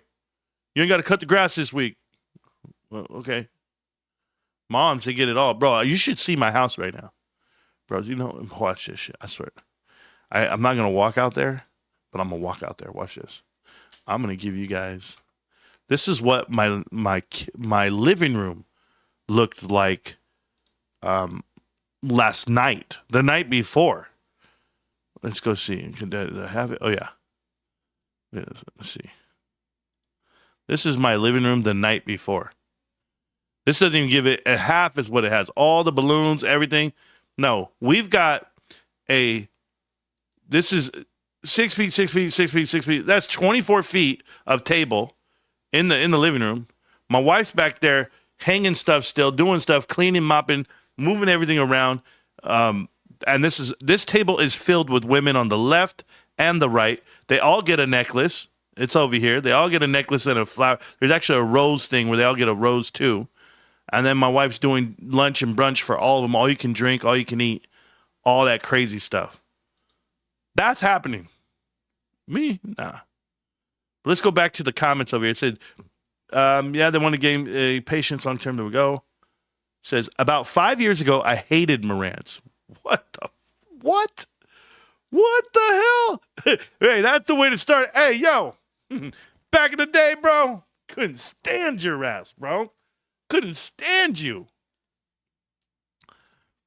But over the years, I've learned he's the truth. If you don't like him, it's because he's telling you what 99% of YouTubers won't. Mad respect. Yo, that is mad respect. That's nice. Thank you for saying that. J-Dubs, shout out to you, J-Dubs. Thanks for being a member for 30 months, bro. Ah! God, we're about that GameStop. Sell your car for golf. No sympathy, man. Yeah, I'm a big dreamer. Yeah, I just think you watch too many music videos. Like when you see Fat Joe and you see all these bitches on a yacht, them dolphins can't swim, bro. Them dudes don't get in the water. Don't let Rick Ross fool you. You're out here I'm just dreaming, bro. I see it. Big pimpin', spending cheese. I got a gift here. He sent me a gift. Michael Venuti doing the duty. Michael Venuti in the Toyota truck, bro. It was nice, Michael. It was so nice. I told my wife, I said, I told you I should have got a black one. It was pause. Here's what happened when I went to the Ford dealership. This is during COVID. I walked in. It was my ex-girlfriend's stepdad. He's the whole president of the dealership. And he's like, Marantz. Like, all right. I always knew you'd be successful. Shakes my hand like, oh, the one that got away. I'm the one that got away. Yeah, I know. But I didn't like him. I left. I broke up with her because he was a Steelers fan. And I ain't hanging out with no Steelers fans. My wife's a Cowboy fan. There's a reason for that. So anyway, we pulled up, my wife and I, and it was during COVID. And I make money. I was like, yeah, I'm here to buy a truck. I was here to buy a F-150. And he's like, I got a F-150. I also got a Ford Ranger. And I was like, you got a Ranger? I like Rangers. I like the Ranger. My wife was like, get the Ranger. Because if I want to drive it, I got to be able to see over the dash and blah, blah, blah. Okay, babe. I'll get it. You know how many times my wife drove my truck? Like twice, bro. That shouldn't have been the reason to get it. But anyway, it was the only one there. And they polished that shit up. It was so shiny with armor all detailed. The shit was so crazy good looking. And then when they told me 0 APR, 0? Yeah, during COVID rates, man, we're going to go with 0. You good with that? Yeah. Yeah, I'm good with it. Truck's paid off. There you go. I'm a dreamer too, bro. I'm a dreamer too. You don't want to work, then don't. Don't. Find something to do that will pay you without feeling like it's work. You see, I have so much respect. I got a buddy of mine. He's a GameStop investor, okay? Massive GameStop investor, this guy. And he's a gym rat. He works out a lot. You guys know him. I don't want to say his name out loud. If I do, Jake Kerwin. This guy, him and his wife, they have this, hey, this is what we're going to do for a living. Personal training, motivational stuff in that sense. But that's not work. That's all you. I mean, it's work. Don't get me wrong. I know it's work. It's hard work. What I'm saying is the passion for it is just there. It's like me doing YouTube. YouTube pays me. I'm like, okay, could I do it for a lifetime for free? Could I do it this way and not have to work? Absolutely. I could do this. I could do this, just this. As a matter of fact, I had it all worked out in August and September where I was going to. I had it going. Oh, bros, we were doing over 500,000 views a month, and it was going great. I was dialed in, focused. I put up 200 videos that month. It didn't matter. I was posting videos every day, every update. It was shorts, longs, view, everything. Subscribers came flooding. I had everything that month, September. Then I was like, hey, yo, mama, I think I could do this. She goes, I know you can. She said, but I think you could do something else. And then she told me what she wanted me to do. And I said, I could do that. She said, I think you can equally help people here and help people here. So help people in the physical right here where I'm at, where I live. And then, of course, help here. So I got with some consultants. We did some headhunting. They found some stuff for me to do. And I said, okay, this is what I'm going to do for a living. I'm going to do it this way. So I found a way to do the things I love to do and get paid for them and not be held, with the corporate button over my head. That was my biggest thing. People don't know this, but it wasn't that I'm not good at my job or anything like that. I had Costco coming after me legally every day for my videos, for my content, for promoting a contending retail store and company, for my political views and the videos I made on that. And they looked for every reason to take down videos, to say, hey, we don't want this. But it just told me, like, you're all watching every single video. Why are you guys all watching with intent? And I didn't get it for the first 2 years of doing videos, first 3 years. But the minute I did an episode of Connect the Dots and I got those going, it was by Connect the Dots part like 24, 25 is when they came after me, without a doubt. And it was hard. It was hard, and everyone just wouldn't stop. And so it's just something I dealt with. And I don't have to deal with it now because like I said, I'm my own man. But that's where you have to find out what you want to be and what you want to do. And I had an identity crisis. No, because I used to be in the military. And, when you get out of the military, that prepares you for a lot. Going from the military world to civilian world, there's a crisis, an identity crisis, because you're a 20-something-year-old sergeant in charge of people, lives. You're the man. I don't care. I made Buck Sergeant E5 in 23 months time and grade. I challenge anyone to find someone that's done it faster. I challenge you. Because I did it with a waiver. I did it with board, a 150 board. I did it with being Soldier of the Year, fiscal year 2003, MACOM Soldier of the Year, Area 2 Soldier of the Year, all of the above for Second ID, all for Korea. What was it called? It was called like, not PACOM, it was something else. I can't remember right now. But it didn't matter. I was all this stuff back in the day. And when you're that person, and then you go to the corporate world, and then you're just here's a telephone, do some cold calls. There's an identity thing. You're like, what the hell, dude? I was just telling the world what to do during wartime, and then here I am. So there's those things. There's those things that you transition and you learn. But now, nah, man, I don't care what I do. I don't care if you, what are you going to pay me? Cool. I'll find a way to live with that. I'll find a way to do it right because I've been doing it right for so long. And that's what you guys have to embody. So, this is all for my man Baxter, who needs some love and support. He's probably on the car lot right now with this shit in his ear, waiting for some mother walking up trying to get a car on Mother's Day. Don't you love your mom? Aren't you going to buy her this car? You love her, right? Cool. 2,000 down. We'll get you out of here, bro. No. Yeah, we do financing. 27%. Not a problem. Go. GameStop's float is $591. So the practical dilution is 71.8%. Proposed issuance would be 255% of the existing share count. Bottom line, roughly 1.1 billion new shares. Baby UFO, their float is not 591. It's 448. They have not exercised the bonds to increase the float. They have not converted every single warrant. So what the hell are you talking about? The bonds alone get them to 591. And then the warrants would give them an additional 59 million shares. Here's the problem with that. They haven't exercised them. So don't give it to them yet. Because they could just pay for it, right? They could just give the money back. It's 0%. I'm telling you they're not going to, sure. But the bonds haven't hit yet. They don't hit for another, 2 more years? They could possibly, if we're at a certain price range, for 30 days. But if not, then we'll wait for the 5 years to run out and the 7 years to run out. Get your information correctly. It's gross. You're day 3 on the new job watching Marantz and calling into the Discord. Yes. Start looking for the next job. I told you, Carter, that's wild. I called in because I was asked to join the Discord. I never use Discord, nor do I know how to use it. You know what's crazy? And you're on your lunch break, Bax. That's cool. But you know what's crazy, though? That you figured out how to use Discord and you're 57 years old and you did it in one shot and you were live and we could hear you. I've been in this chat where people can't get their voice recorders right. I'm just happy you showed up, Marantz. Marantz has far more flat tires than months I've been a member. Rick James. No, here's the thing. Okay, my daughter's car, her shock was bent. You see? Her shock was bent. And therefore, that tire and the other tire, the opposite tire, were burning uneven for 2 years, 3 years. I finally took it in. The guy told me it was the arm socket, blah, blah, blah. The mainframe was bent. There's one guy, wanted 3,000. I took it to another guy. The guy goes, it's just a shock, bro.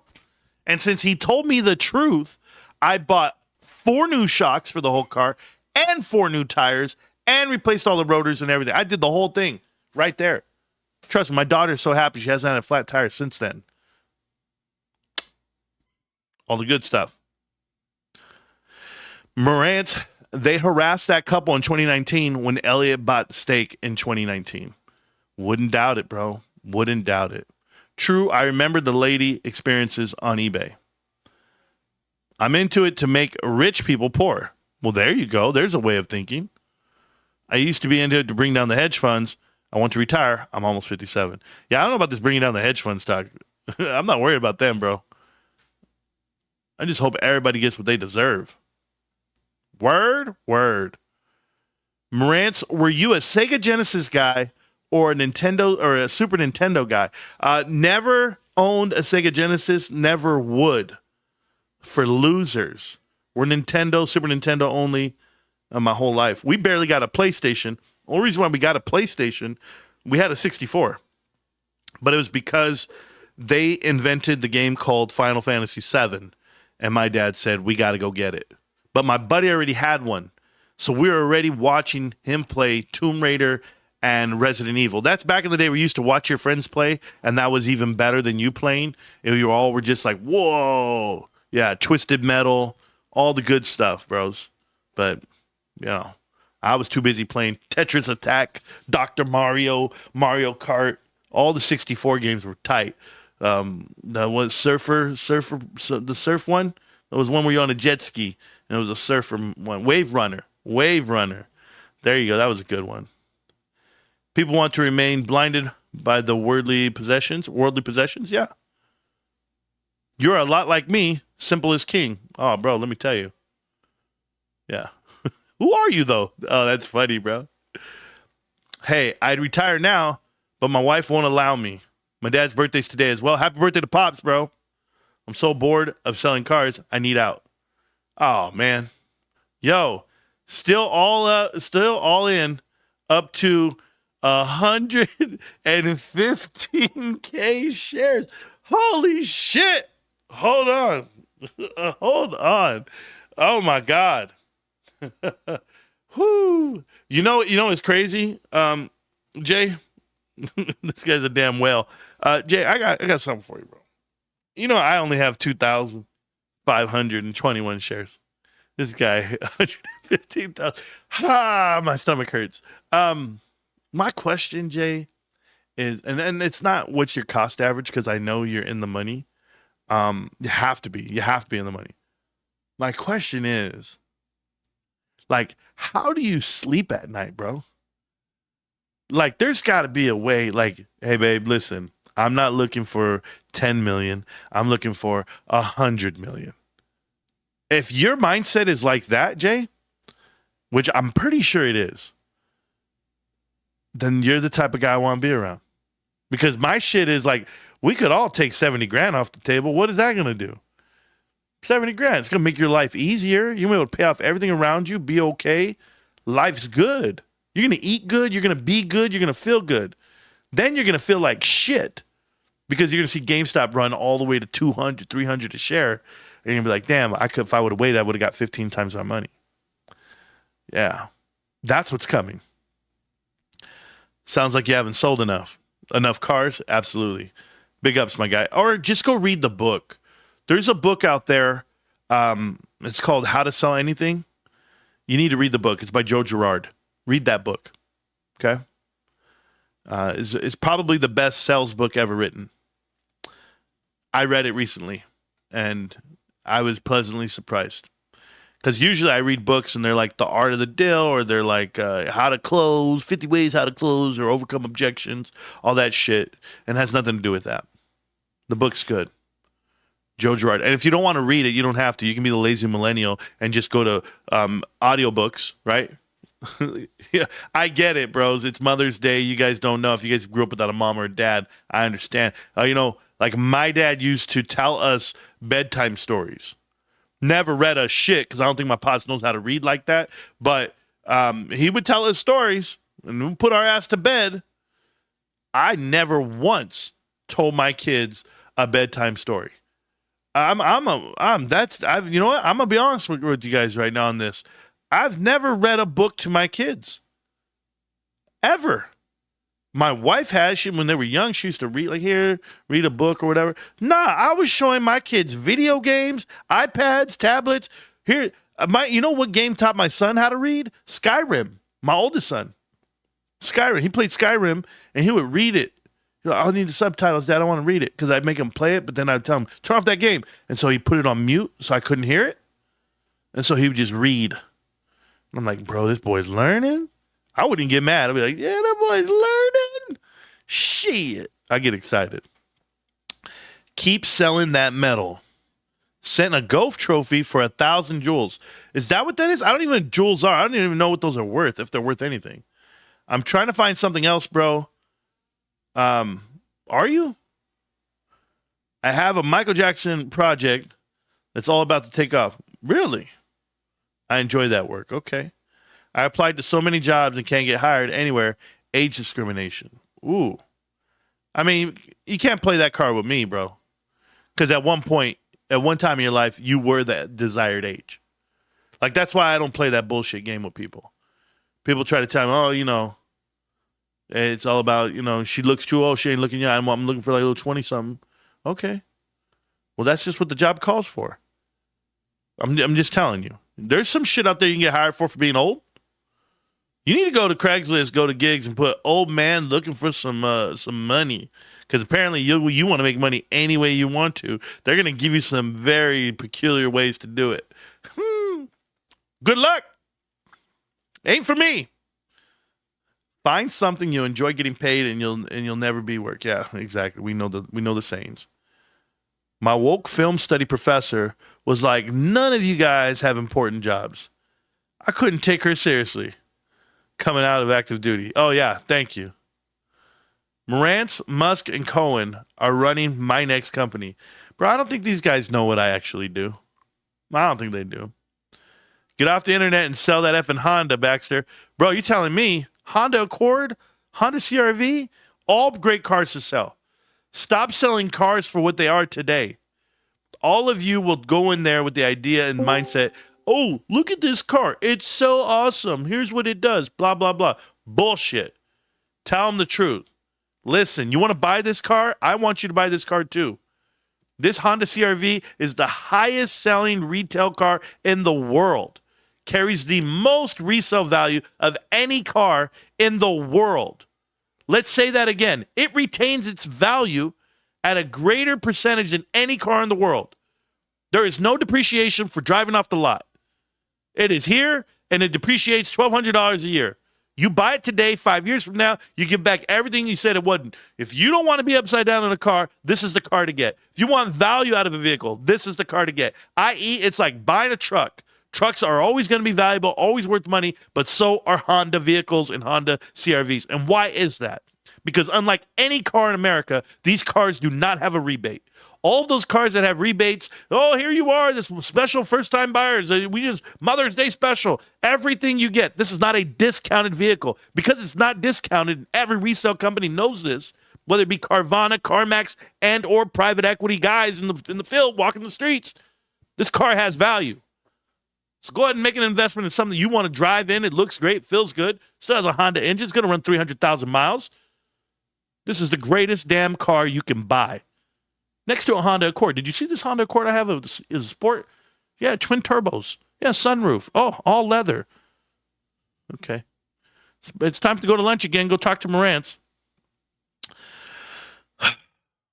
My woke family. I already read all that. I'm sorry, guys. Star Fox is coming out on the Switch too. Definitely going to need to buy a Switch now for one of my favorite companies. Really? Go get that, I guess. I'm with you. You buy a Switch too, Michael Venuti. I got this game. Switch 2, I got this game to give away. I got a game to give away right here. We're going to figure this out. I'm going to have to go in person and start handing out all these games and cards. They were donated to the show, and I got to get them to the kids. Just got to find time. Go read The Little Man? Nah. Yeah, you don't ever cover 1 year. What is that? What's that? What do you mean by 70K? Wave Racer 64. Oh, I skipped all this? No, we're right there. Yeah, there we go. You need to beat or to bet. Spend at least 15 a month to even stand a chance in that dying career. Oh, you got to sell 15 cars? It depends. It depends what the incentives are for the dealership. Sometimes they have, escalated revenue, depending on how many you do. But it's billions with an S. Go read Connect the Dots to Little Man? Oh, damn, I should. But you know what we're going to do? Something a little different. We're going to do something a little different, bros. Here we go. You guys ready? See what these scumbags have to say. Buckle up, because we have a lot to talk about. The latest development. This dude over here? GameStop's attempt to acquire eBay dropped. I'm okay. So, Krista. I'm okay if Krista or Crystal, whatever his name is, I'm okay if it's a guy. I really am. But the craziest part is it's not a guy.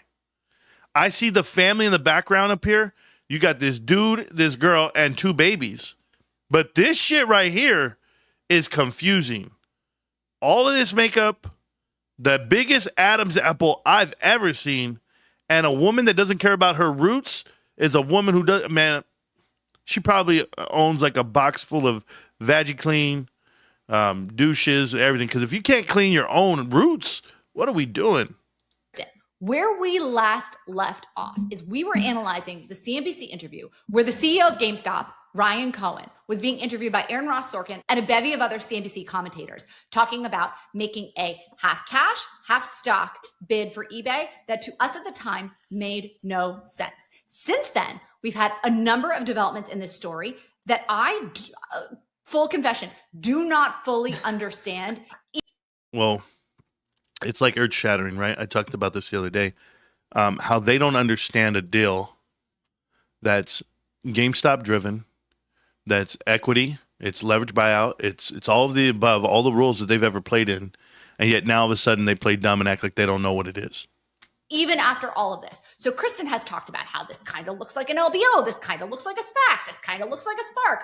All of these acronyms that are basically gobbledygook for the average person, aka me, as your stand-in for that today. So Kristen, can you please catch us up on what the latest is? She said that's what she is today? Okay.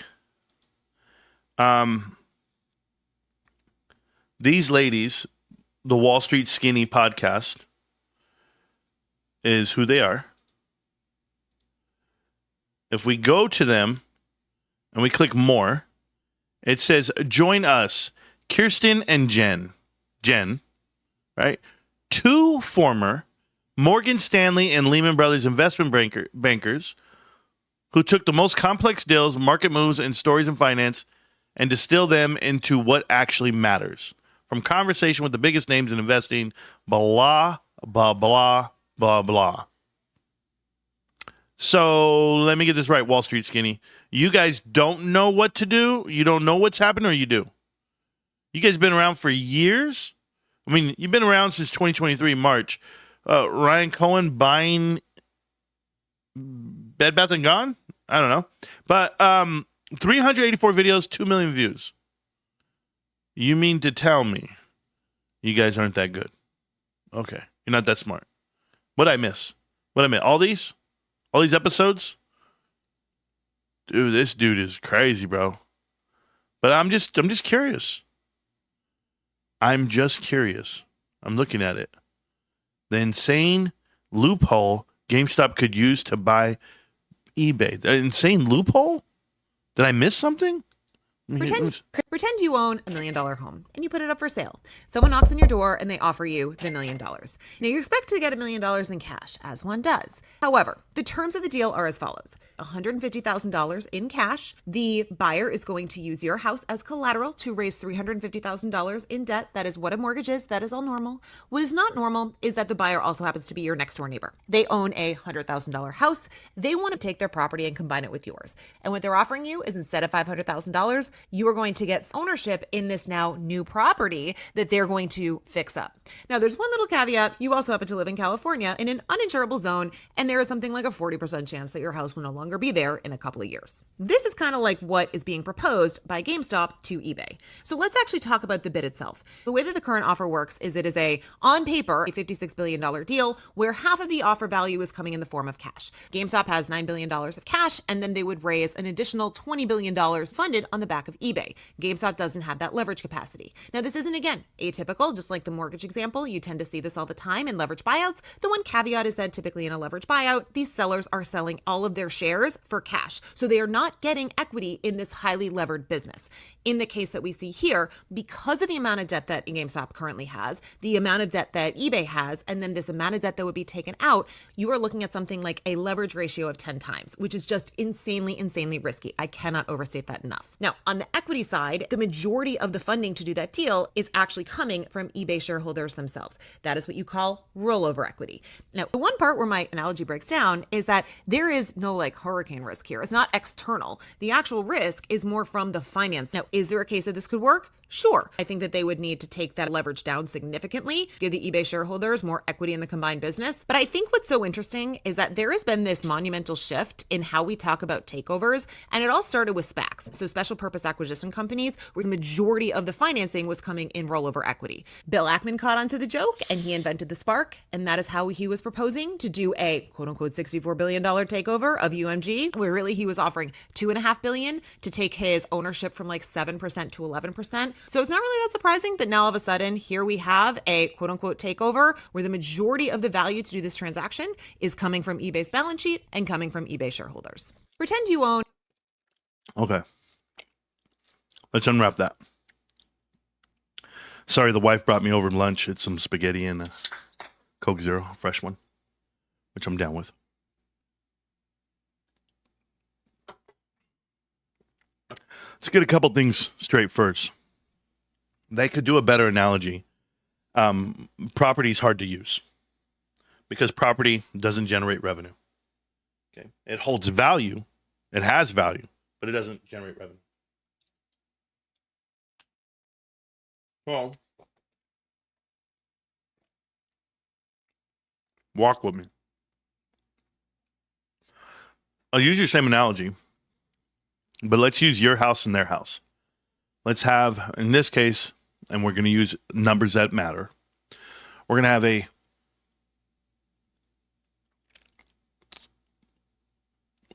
$5 million house next to a $4 million house next to a $1 million house. And they have a brick wall between them. And the presentation is, let's tear down this brick wall. And to tear down this brick wall, we're going to turn it into one property. And this one property that is now worth $5 million collectively will generate Airbnb revenue of more than the amount you've been making. So in this case, they've been making, if we're going to use relative terms, they have been making $200,000 a year. And GameStop's house has been making a fourth of that, which would have been $40,000, well, in this case, $50,000. So if we put the two together, we no longer make $250,000 together because we're going to go ahead and make improvements to the house. We're going to get rid of the excess. We're going to get rid of the people who spend all the electricity and the water and all the cars that are parked out front. We're going to make it more desirable.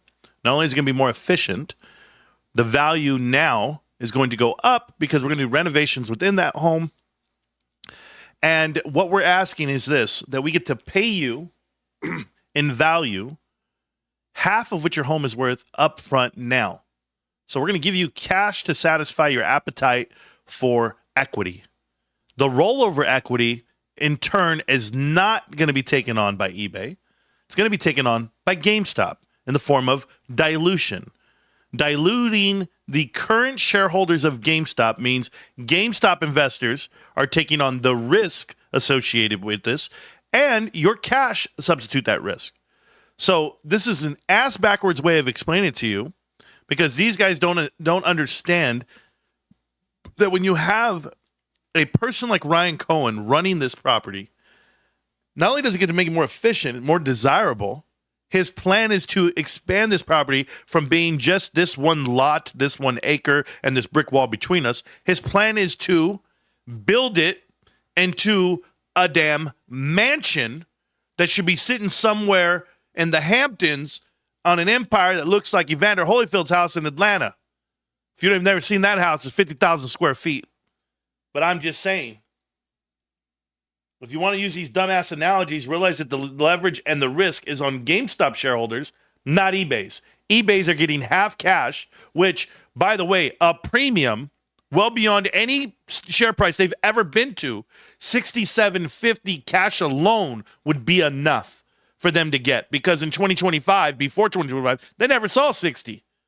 And now here we are talking about 125 because Ryan's willing to make it really enticing for them. And it's a no-brainer. But we'll go on with your bullshit. And guess what? I didn't even prep for that video. I haven't prepped for none of these videos. I haven't seen any. I just clicked on it because I was like, what is this? We'll go back to these two, because that was her, by the way. She was showing her legs to show you that she's a female. I was highly intrigued. And could GameStop actually pull this off is what we're going to be trying to figure out today. So with that, And I want to actually use this analogy. We did this example on our social media, so over on Instagram and on YouTube Shorts. But the way that you can think about it is as follows. Pretend you have a house and you, putting up for sale, you want to get $1 million for it. Your neighbor who lives next door knocks on the door and they offer you $1 million. You're like, great, where's my cash? And they say, hold on, I'm not going to give you that $1 million of cash. Here's what I'm going to do instead. I have $150,000 somehow that I'm going to give to you. In addition, your house is nice. Like, you have a nice big house, $1 million house. I can go to the bank and I can get $350,000 and lever it up against your house. And then the remaining $500,000 hole, because again, you need to come up with $1 million to buy the house. You've come up with the 150 plus 350, that's 500. The remaining 500, I don't have the money to give that to you. No.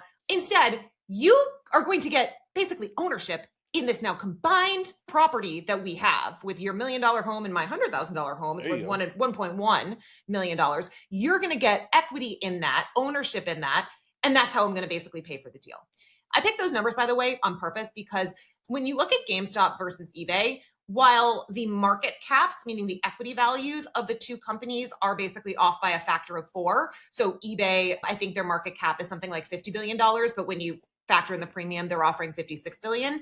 GameStop is like 11. When you look at the value of the firms themselves, that's where the discrepancy is even more stark, because with most companies, you have equity and then debt.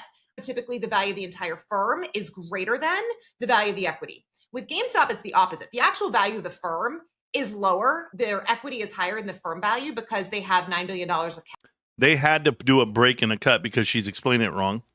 And she's about to give away the whole thing. I'm going to let her say this part because this is going to be really good for GameStop investors if you're listening right now. Cash. So it's almost like you have a house that's worth $100,000 that's sitting on, I don't know, $500,000 worth of oil. So the value of the equity is worth more. So I just wanted to make that point, that the value of the firms themselves are like a 10x difference. The value of the equity is about 4x. Anyway, does 10x difference in GameStop's favor.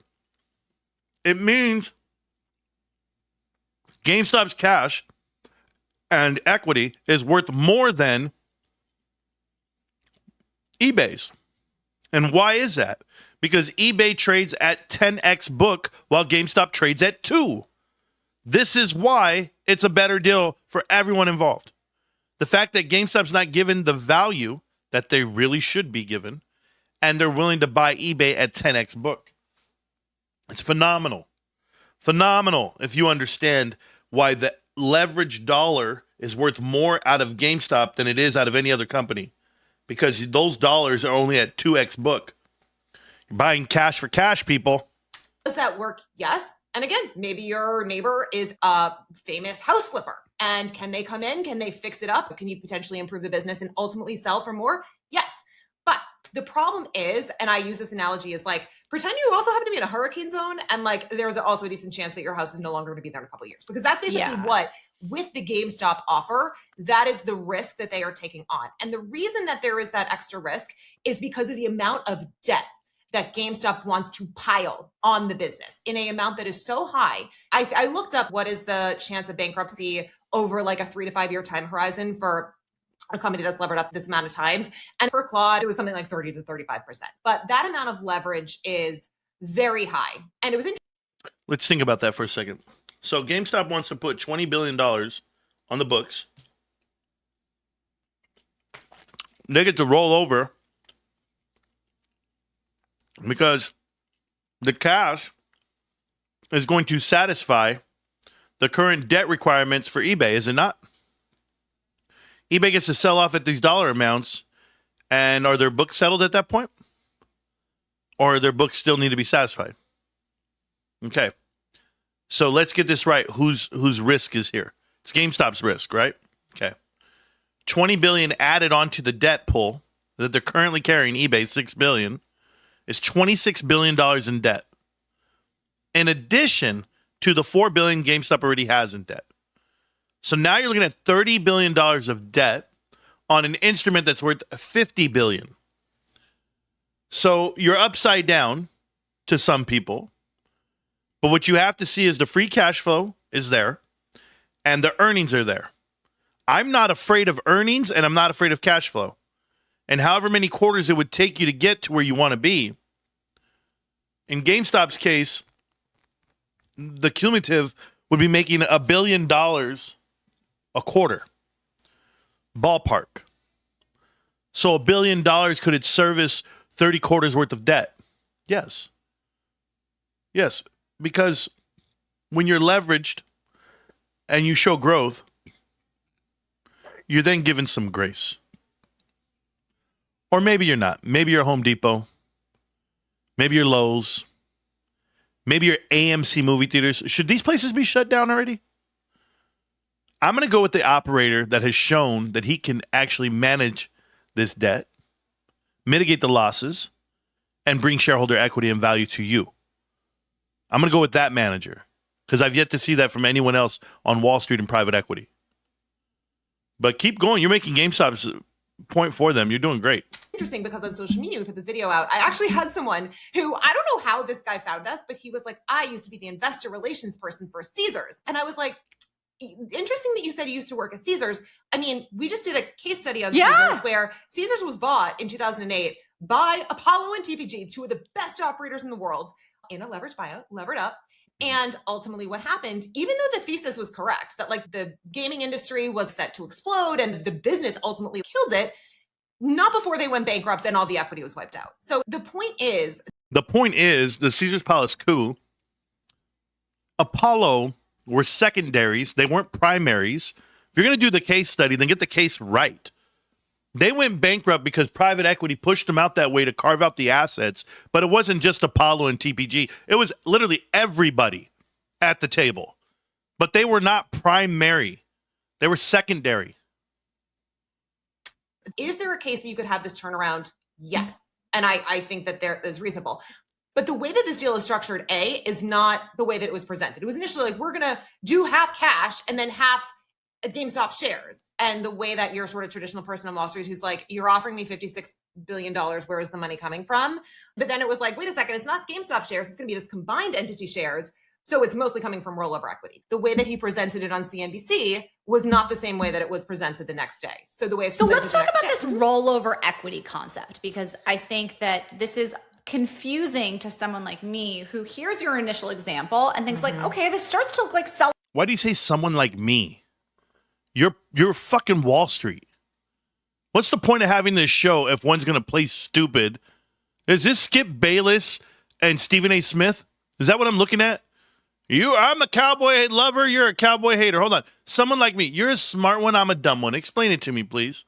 Seller financing. But then it's like, no, it's not. The seller doesn't even get their equity. They just are now, it's like you enter into a partnership with someone. A merger. We merge. What? Revolutionary. Rather than actually like selling your asset and cashing out in any way, shape, or form. So there's good precedent for this rollover equity concept of late, and particularly with some deals that involve the kind of concept of a SPAC. Can you talk about that? Yeah. So How do you know this all of a sudden? Now we're going to talk about SPACs? You see, SPACs, blank check companies rolling over into companies that it currently exist. This is not the same thing. SPACs come out with a $10 price tag. If they go up, they go down. It's all dependent on if they actually strike a deal. But the life of a SPAC, go check out the 1,000 that launched from 2022 to 2021. I'll let you know how it all worked out. SPACs are this thing that was all the rage back in 2021. The same time as the GameStop run-up, by the way. So all of this. What's your point to saying that out? The same time that GameStop was. No, we're talking about right now. And by the way, if you're going to go back in the day and talk about SPACs, ask yourself why SPACs exist. It's because banks had all this opportunity for people to invest their money. COVID money was out there. Corporate COVID money. They had nowhere to put it, but they had to leverage something. See, GameStop happened in 2021, January.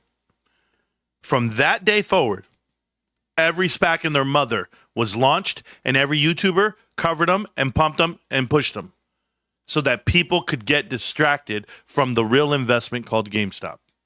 Was a function of a zero interest rate environment that where everyone was just like, I am sitting on so much cash.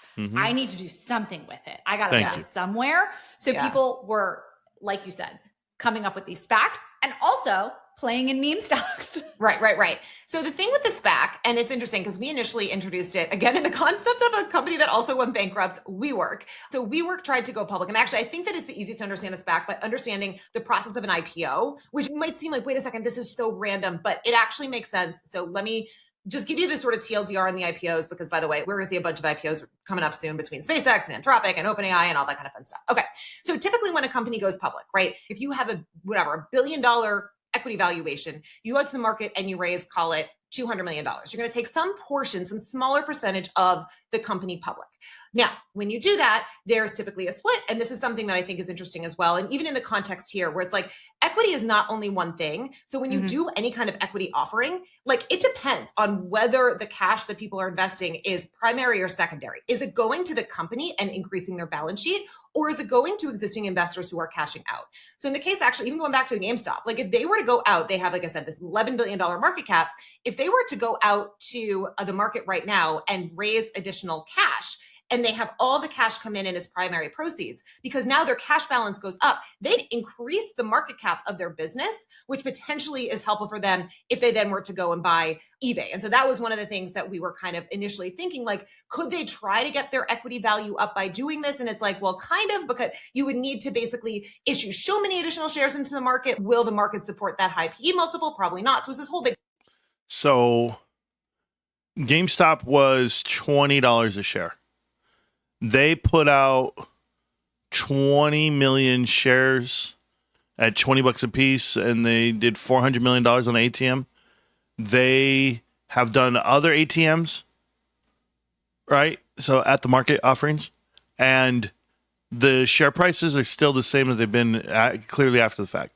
The fact that GameStop's float has gone from 304 to 448, and their market cap hasn't increased. Their market cap has not increased. It's actually stayed the same, average, $12 billion, $11 billion. So your theory of them increasing the float, this is why GameStop's so valuable. They went ahead and increased their float, got value for the current share price, yet no premium's been given to them for the growth of the company and for earnings that they actually do earn. So, yeah, do they want to go ask for money from the public? They could. But remember about cash that's deployed. Just because it makes 4% doesn't mean Wall Street gives it any value, right? I mean, they just say it's stupid, it's dumb, and you're stacking cash for what reason? People cry. They lose money on options. So what do? They short GameStop to offset it. See, GameStop is done playing your games, Wall Street. GameStop said we got $30 billion. They do have $30 billion. They have $20 billion. Anybody know what that kind of money is? Have you seen the redemption requests that have come through from private credit? Everyone trying to take their money off the table with their investors via private credit. Everybody wants to be off that table, yet you got 20 billion who wants to be on for a failed card company, as you guys are calling them these days. Is that it?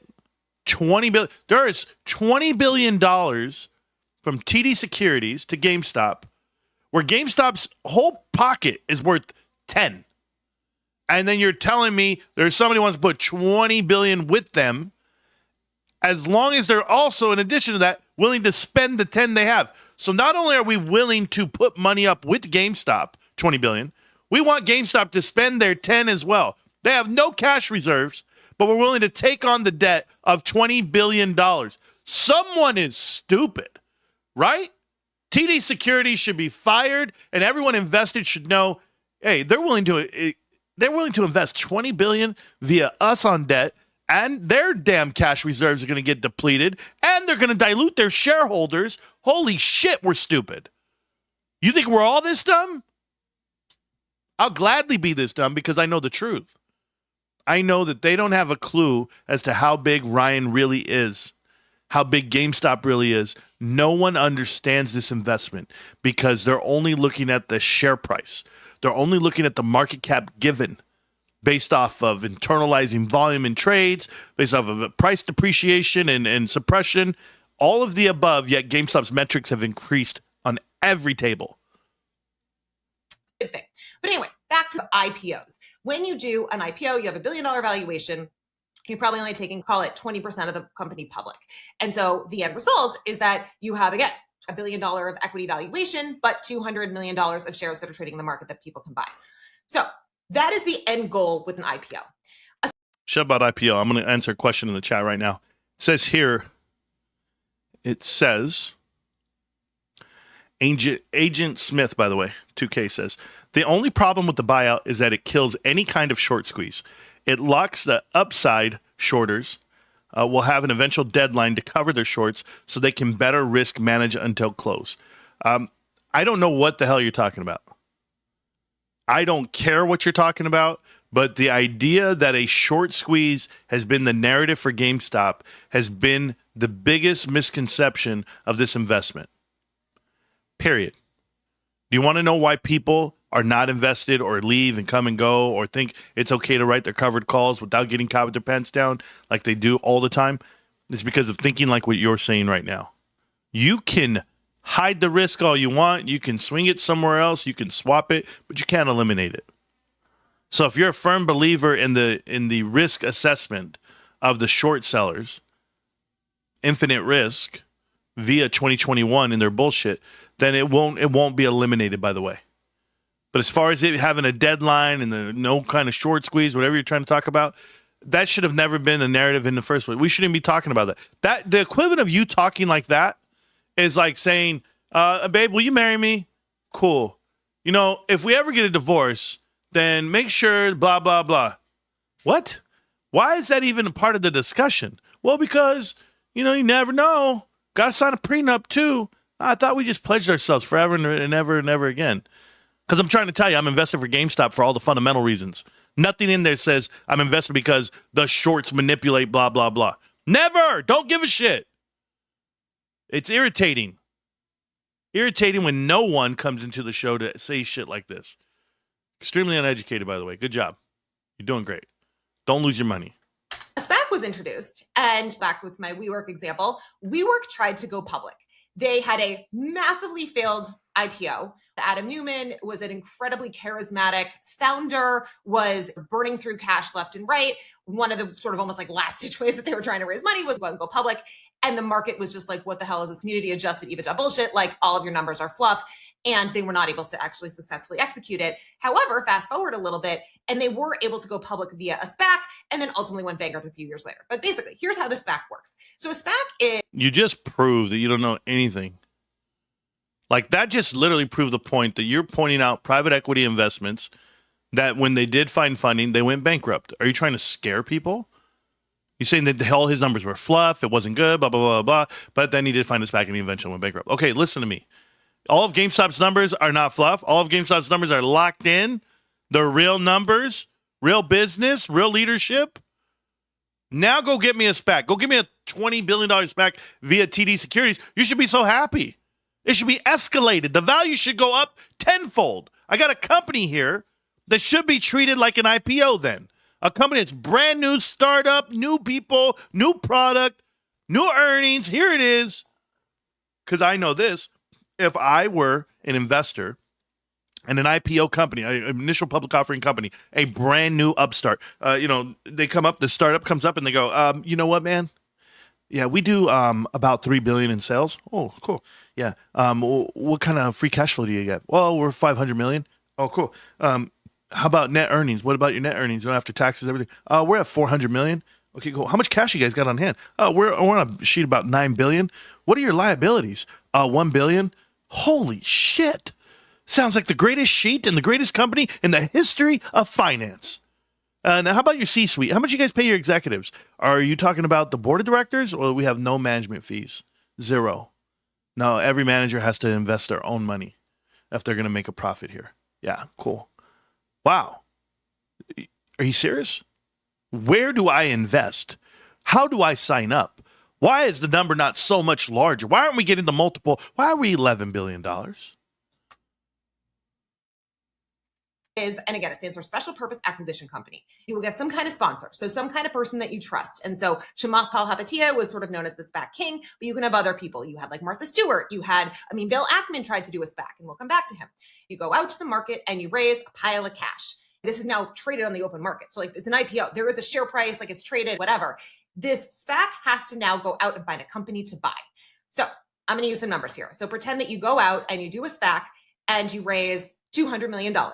What happens now is that SPAC, that pile of cash, has to go out and find a company that is something like 4 to 5 times larger than they are. So if they identify a $1 billion company, they would buy the private company. The majority of the financing to the deal, because you only have $200 million, but you're buying a $1 billion company, the majority of the financing is going to come in the form of what's called that rollover equity. So $80 million is actually from the existing investors who had put money into the business.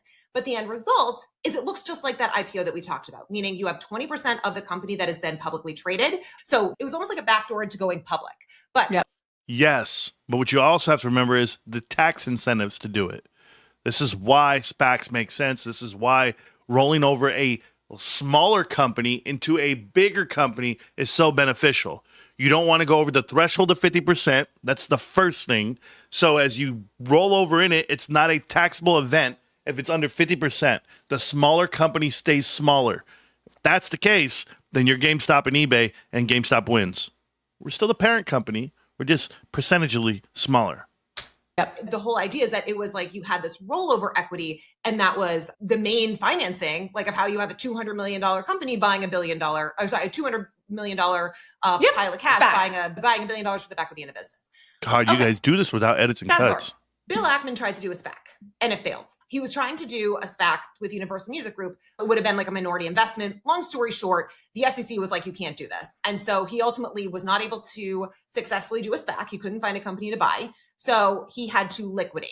But what he did instead is he created something called a SPARC, a Special Purpose Acquisition Rights Company. And he, by the way, paid $10 million to get the SEC to approve it. So the way that the SPARC works, it's actually never been executed, and who knows, maybe he won't be successful. But the idea is people who have rights in the SPARC can then, after he identifies something he wants to buy, they can decide whether to put the money in.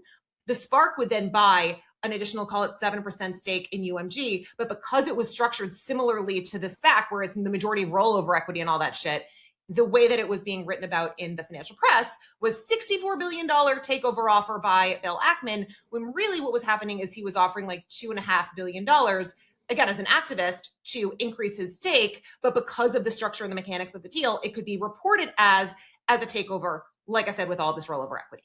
And so that is where we find ourselves now with this GameStop offer. So what's interesting about the GameStop offer, right, is it's $56 billion on paper. So they are valuing the equity in eBay at $125 a share, and saying that the way that it's going to be financed is half through cash. So again, $125 grossed up to $56 billion, $28 billion of cash, and then $28 billion of stock. Again, they're not actually financing that with GameStop shares. It's basically like, hey, eBay shareholders, you're going to pay for the majority of that yourself. Right. So, and there's no pay for anything. You don't lose any value. You lose nothing. You literally get $67.50 cash per share, and you get to hang on to the company at $67.50, the percentage of it, 50% of that investment. eBay keeps their equity. They sold the shares for half, and they get to keep a position within their investment, which they've done plenty of times, multiple times on investments. GameStop, however, is going to dilute the current shareholders for value given for work that will be performed. And you know why I tell it to you that way? Because we're going to be carrying this next balance sheet into the next decade. And we have to improve it. And we will, because we're GameStop with Ryan Cohen. But this lady is real about how she explains her specs and her nonsense, only because GameStop's not like some begging company that doesn't make a profit already. They don't need to find a partner. It's not how this went down. It wasn't like you need to find. No, SPACs need to. SPACs have a 2-year little window there to make the deal get done. If it doesn't get done, it doesn't happen. A couple of other things going on as well, which is on the cash side, GameStop does have the $9 billion of cash. The $20 billion of debt that they have, basically a letter, would be using the majority of the debt capacity of eBay. So I saw like Matt Levine said that the expected EBITDA for GameStop in 2027 is like $450 million. I think the LTM numbers are 300. Usually you are able to get debt based off of LTM. Regardless, that's like maybe $4 million if you're levering up at 10 times, whereas the majority of the financing is coming from eBay's balance sheet. Now, then on the other side. Listen to that again. You're talking in terms. This lady doesn't understand you, she said. Now you're coming through saying that GameStop does 450 on EBITDA. No, that's not their EBITDA. Let me tell you what they have rolling forward. Adjusted EBITDA this last year was $648 million. You're off by about 20%. But hey, it's whatever you're projecting, right? And now what's that multiple come out to? Side is the equity, where the majority of the money that's coming there would be actually from equity shareholders in that rollover equity. And then on a pro forma basis, the combined company would then be 40% GameStop share ownership and then 60% eBay shareholders. So it's interesting. It's like you have a company where the majority of the financing for the debt side is coming from eBay's balance sheet. The majority of the equity is coming from eBay's balance sheet, and eBay is going to have the majority of the equity in the combined business, but it is being positioned as a takeover by GameStop. Let me pause. Why would eBay ever agree to this? I've seen a couple of theories floating around. I'd love to hear your take, and we can kind of get into the drama that's happening, because this is not your typical corporate takeover. Like, oh, have your lawyer talk to our lawyer. This is playing out on social media and the press. So I'm curious, why on earth would eBay potentially? Why on earth would you guys talk about it? Like, if everyone's in agreement this is a terrible investment or it's not a great deal, why do I have to watch 200 videos of everyone bashing GameStop, helping their investors, helping sellers, helping creators, helping power to the players, all the above they've done, all to be the last, I guess, the last Boy Scout. Even entertain this? I actually think there is potentially a good case for why they would entertain it, but not the way it is now. And the reason I'm saying not the way it is now is that think about you're an eBay shareholder. So you're basically being told, I'm going to give you $20 billion. The majority of the cash that would be given to them is based on their own balance sheet. They can do a dividend recap today and take that cash out if they want. So they don't need GameStop for that. But also, if they're already shareholders, they probably don't necessarily want to get levered up that much, because if you lever yourself up that much, back to my hurricane example, like there is now all of a sudden a very high risk of bankruptcy when you take on that much debt. So in my opinion, if this was a deal where like they revised. How are you levered though? You're giving up 50% of your position for a 60% reposition. You actually made your money. You got paid out on it cash. How are you levered? Your risk is diluted. You're currently sitting on a company that has $17 billion of assets, and their sheet says $13 billion in liabilities. You want to talk about leverage? There's no growth. You could do no growth because the excess that they spend in marketing and so that goes out the window. That's an outside services expense. Just so we're clear, nothing's interior. The $3 billion that they're placing on share buybacks and dividend payouts. Well, we just escalated that to the tune of like 7 years by giving you $28 billion up front. So How in the hell, and that would be 9 years, how in the world could you tell me that you wouldn't take it as an eBay investor? I'd be more curious why GameStop investors feel than eBay investors. The offer and take the cash portion down and aren't going to like lever the crap out of eBay shareholders. I can see an argument for why they might accept, and I'll get to that in a second. But the idea that you're going to basically be like, I will accept cash that I could do in a dividend recap myself, to now be in this incredibly risky business, is there a chance there's a turnaround? Sure. I mean, this is what private equity firms do all the time. I think that the premium is like far too low to be like, I'm going to basically only take half of that money off the table and now be in this incredibly risky company for only a 25% premium. I think that's a hard pill to swallow. Here's where I think that it's less. Remember, I haven't seen any of these videos, guys. This is all fresh for me. So when I hear it, I don't know how my mind's going to work. Okay? Yeah, and forget Patrick Boyle. He's been against me since the beginning of time. Remember, we did documentaries together. So I'll be working on him too. The problem that I have with these two young ladies talking about this, and she's going through her whole pitch right here. She said it's too low of an offer. I'm going to tell you right now, to offer the yellow line somewhere the company's never been and it's never going to go. Don't think this line is them. This is not them. This is the market pumping earnings and value into something that doesn't have it. Remember, they're buying their way in. And this was Ryan Cohen pumping it. If you take away this whole run here, this whole front side run, they're actually on a downward run. They're actually going down. They double topped, came down. Here's DR, diminishing return. They have nowhere to go. There's no flagpole to defend them. He knew they were coming down. He said, hell with this. Let's just buy it now. Let's get it out of them. Why? We're on a deadline for, TD Securities knows they have the money. We have the warrants. There's some bonds. There's a lot of shit going on here, guys. But we got this. We got it good. They're in trouble. This lady, they deserve more. Yeah, you know what? Boo-boo the fool. Like my pops always said, who's boo-boo the fool? Whoever is boo-boo the fool. Who's dumb enough to pay for more than 125? Nah, not me, bros. That's crazy if it was an all stock deal, because here's the thing. Thinking about the relative PEs of the two companies. So the PE of GameStop is much higher. I think it was like 34 times to call it 24 for eBay. Okay. So they're basically coming to the table. And a lot of times in M&A, you'll do something called like a contribution analysis. So how much in sales are you contributing? How much in EBITDA are you contributing? How much, all these different things. So as you're kind of coming to the table, it's like, well, who's contributing more? And again, if you are at a higher PE, it means that you're basically contributing less because the market is placing a premium on the value of your equity. So as they are potentially saying, as we come together, typically there is that control premium in a takeover. So if you are eBay and you're like, hey, I can do this deal where I'm basically buying GameStop, and instead of buying them for a premium, there's a premium on me. Yeah, you're basically getting a discount. I think that that's a decent argument. By the way, why is there a premium? It's called a control premium. So the premium is valid because, again, Ryan Cohen wants to take control and become CEO and all that stuff.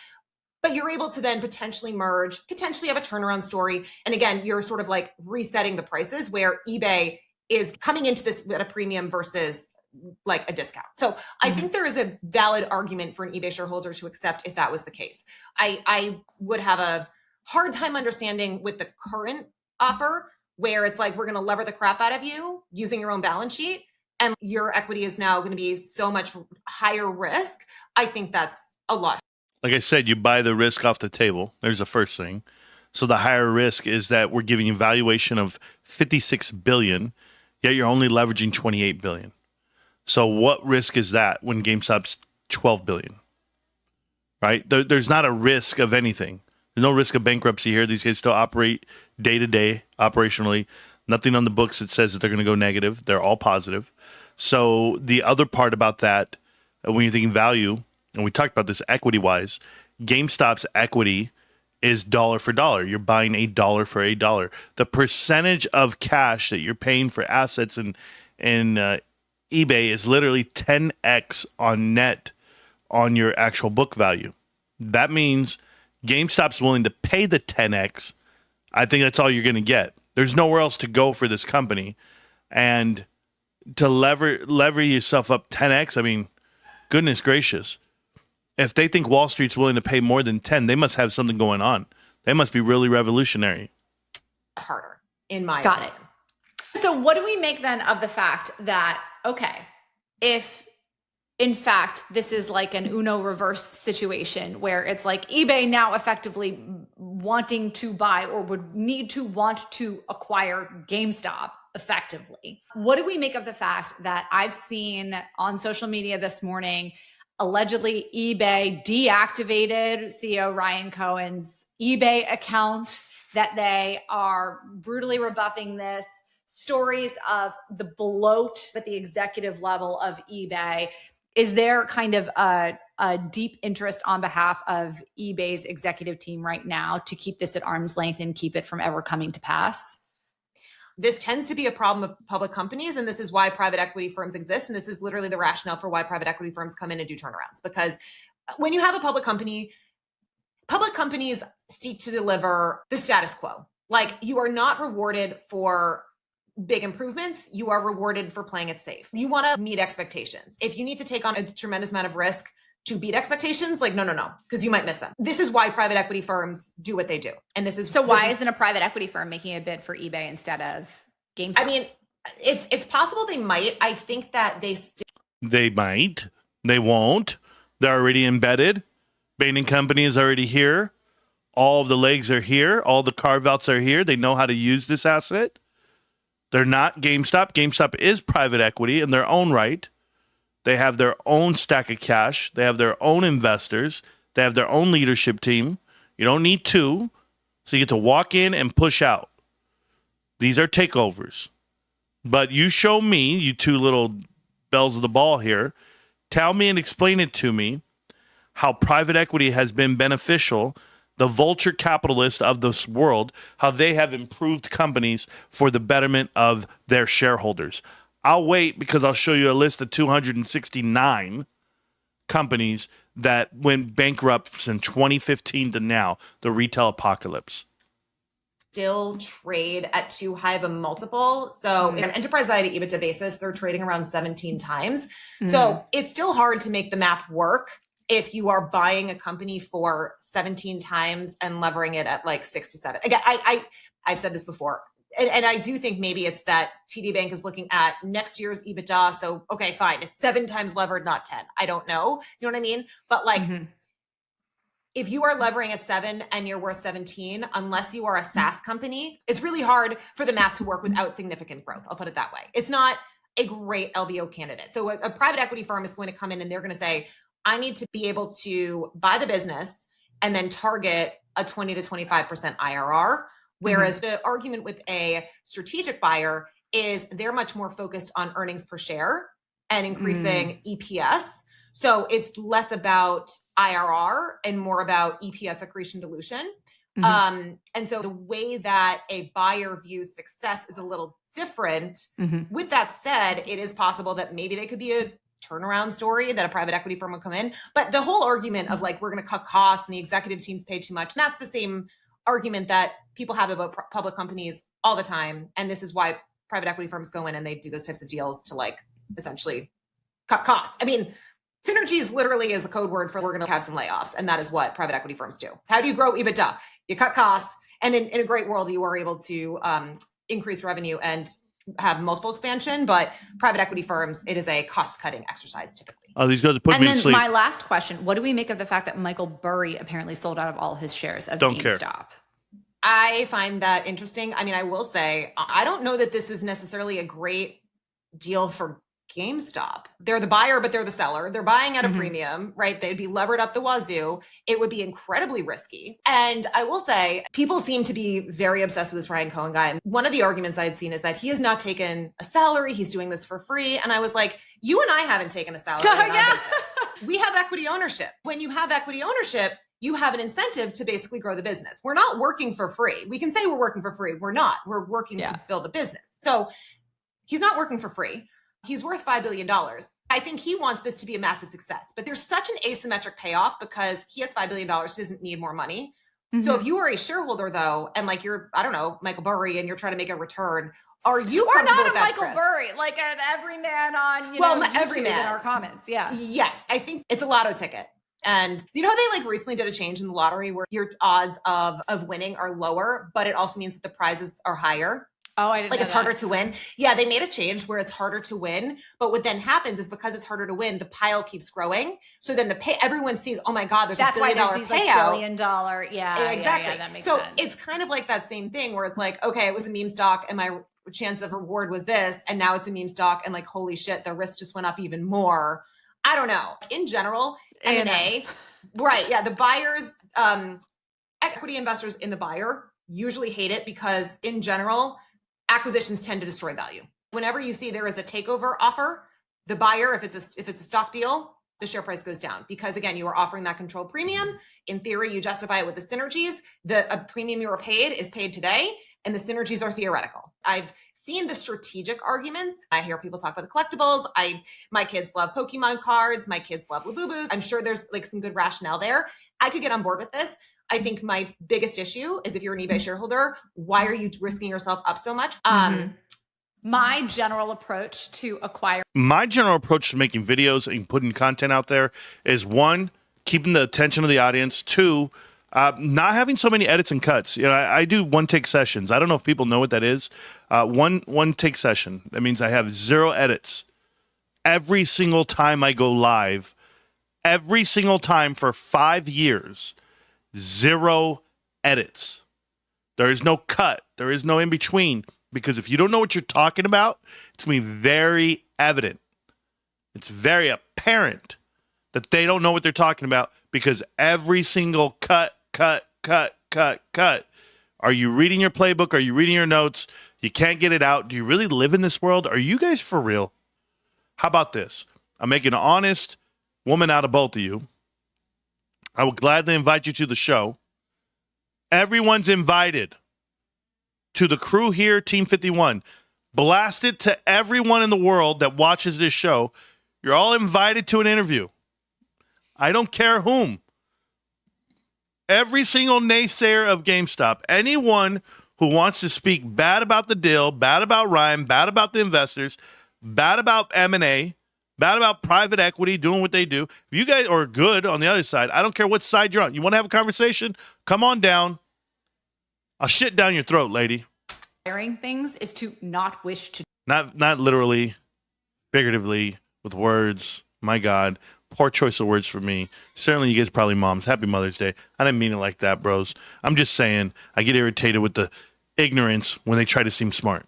Do so. I am constantly in like get clutter out of my house. There are very few heirlooms that I want to hold on to over time. Like I think if you talk to any millennial, we're all scarred by the hoarding tendencies of the generations prior to ours coming out of the Great Depression, et cetera, et cetera. We could do an entire episode alone on, I think, the unwanted furniture / heirlooms / silver being passed down from generation to generation that nobody wants anymore. Right. So the idea that like the collectibles business is going to boom, I can see the idea that this is like the anti-NFT trade, if you will, that like, okay, physical objects in the real world all of a sudden explode in value because all of our online personas and experiences have been reduced to nothingness and worthlessness, and everyone wants to like touch and feel and experience real things. That being said, I mean, Facebook Marketplace exists. I don't use any of these things. I've never bought or sold anything on eBay and never intend to. So if anything, to me, GameStop seems like the better business model because my kids play video games, but what do I know? Right. I mean, I think that. Thank you for that. I'm just saying, thank you for the cosign. We're the better business model because you don't sell anything. Shocker. The risk you run is it's almost like when Elon Musk bought Twitter, because of almost the politicization, it did turn off a population of people that I think were not great for business. And so ultimately when it got you mean like the advertisers pulling out of Twitter? But it's not just the advertisers, it's the number of users. We talked about this like kind of in a snarky way, but there's a reason that XAI bought X. and they bought it at a valuation that was the same, despite the fact that it had been marked down significantly. Anyway, I'm just trying to say, because of kind of the baggage that comes with this GameStop, meme stop thing, and I mean, we get all the like trolls all the time, but the number of people who are like, you're a woman, this is so funny hearing you talk finance, like you need an education. And I'm like, yeah, Jen with her Princeton degree. I mean, I think we're okay. Do you think you're okay? Do you? Does Princeton give refunds? Can you sell it on eBay? The little piece of certificate? Because you guys are so out of touch on this investment, finance. Like, rethink your whole careers right now. You've gotten this whole discussion wrong by 100%. I'd hate to hear what you had to say about anything else. Did you find a roundabout way to bend this into your identity? We got to talk about GameStop. Now, this is your second video of misdirection and misinformation. Your second one. The airlines, by the way. The airlines. I have never seen. Here's what I'll do. I'm going to play real stupid because I'm not good at it. I'm going to try it, though, but let's see this. The Wall Street Skinny is the name of the show. Okay? Just real quick. They got the same amount of subscribers as me. We got 15,000 apiece. Oh, my God. Let's go look at the videos. Because, by the way, live, I get it. You guys don't do live streams. I get it because I saw all the edits and cuts. Your lives, you had 500 people. 1,000 people. Okay, got you. Your videos. If we don't do the GameStop videos, which were you 8.5 and 3,000. Okay. So if we go down to all these, 8.5. This one here, this is a Trump video. Got that one. Any other 8.5s? Nope. 2K. Oh, there's 8.5. Have no idea what that is. Industry Season 4, Episode 8. No idea what the hell that is. But you guys watch it, I guess. 2K, 14K. That's about industry again. A show. Right here, The Truth About Private Equity. Goldman Sachs. So you guys had The Truth About Private Equity? So 5,000, 2,000, 2,000, 2,000. 1,000, 1,000, 1,000. As we go down, hey, we're only 4 months away. You guys are underneath 1,000. What's going on here?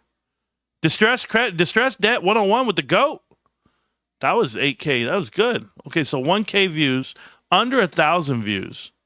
What could it be? What could have it been? Are you under 1,000 views again? Private equity, mini type private equity, 5,000 views. Not bad. So, hey, ladies of Wall Street, the Sex in the City of Wall Street, is that what you guys are? 400 views. I'm just 400 views. I mean, come on, man. You guys are better than this, right? 100 views. I mean, just 1,000 views every video. Just embarrassing. Okay. I'm just curious, man. It's tough. I don't have as many as you guys. I don't put out as many videos. But let's just say we'll do 2K, 5K a video, right? 5K, 2K, 2K, 4K, 3K. I don't have tits and ass either, so it's tough for me. 3, okay, cool. Nothing under 1,000, right? Okay, cool. So check this out. Go to live. Yep, 6,000, 4,000, 2,000, 4,000, 3,000. Live. No edits, no cuts. 4,000. I mean, it's really like that. But my shit's 5 years long. My bad, bros. I can't do that. I'm just curious why the girls don't know much. They're out here doing this shit. These two. Hey, Wall Street, next time, pick better interns. I know these girls failed at Lehman Brothers and Morgan Stanley. I get it. But what could they be getting paid to be doing this show? What could they be making? Because it sure as hell ain't from views and advertisers. In such an impassioned social media community, other than when you were discussing what was going on with the United Airlines potential drama a couple of weeks ago. There are just a couple of... I get it now. United Airlines too? No, watch this. I get it now. We're done talking GameStop so I can shut it. But this whole time, the Wall Street Skinny, I thought like the skinny means like the info. But was it because you guys are skinny yourselves? Is that what it was? It was a physical thing. I had no idea. We got some really weird stuff happening. Lottery stocks. Did you guys think I was ending the show right now because those girls put me to sleep? I'll get my second wind right now just talking shit. First of all, let's just jump into the video. do Bloomberg it. is covering GameStop over on X, saying if you do publicity stunts to pretend to finance your takeover bid, that might suggest to the casual observer that your takeover bid itself is a publicity stunt. Basically taking shots at Ryan Cohen. Michael Burry comes out, not necessarily taking shots, but giving his opinion as to why he sold. And long story short, he's saying that, listen, this is an average Wall Street approach Ryan Cohen is going about it, and it's not a good one. He's saying that the dilution, or the debt, I should say, is going to take 7 to 10 years to pay off, and shareholders won't really have a benefit for 10 years from now. Again, that is just that opinion. That's the too long didn't read. We have UFO stuff happening. The Pentagon has begun releasing new files on UFOs. Do you guys remember when Roaring Kitty posted the clips from Signs? We gotta stop and then this that shit. big game, no correlation. Media. We got to stop putting Roaring Kitty tweets being the reason why anything happens in the world. Yeah, I'm with you on the alien shit, bro. But keep it light, Lottery. Keep it light. You know, obviously they thought we were that the society. I want to know who watches this kid. Like, really? I've never seen this video a day in my life. I'm curious to know who watches this guy. This video has 5,000 views. I want to know who watches this video. He was stupid for a long time, but I mean, this is just getting really stupid. If you think that that is the actual reason, mind-blowing, right? I would have to guess that they're covering something up in the meantime as like some sort of distraction. Yeah. Don't necessarily know what.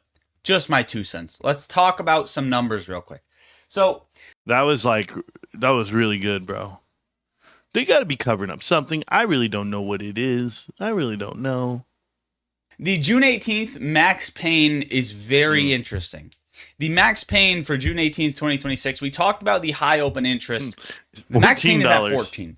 Again, this number will probably change, but hopefully we don't get there at all. Hopefully we don't even get close to that level on GameStop. Do you see this? Hopefully we don't get there. This is the way option traders talk. Investors pray for 15. Investors go, holy shit, 15's the max pain? I want that. Yeah, because when I put in my $20, I get a share and a half. I don't mind doing that. I'll buy shares at $25 a day. Will get me a share and a half. I'll do that for 4 straight days. Whatever it's got to be that week at $15, I'm down for it all. There's a lot of hedging going on GameStop as well. A lot of dark pool orders coming through. Yeah. A lot of 5,000 blocks, 500,000 share blocks, right? To the tune of $12 million trades, right? Something is happening, not necessarily sure what, but we can tell that some of it, at least, at the very least, some of it is hedging for downside protection, which is scary, seeing that max pain is at $14. Maybe we don't get to 14. Maybe we get closer to 20.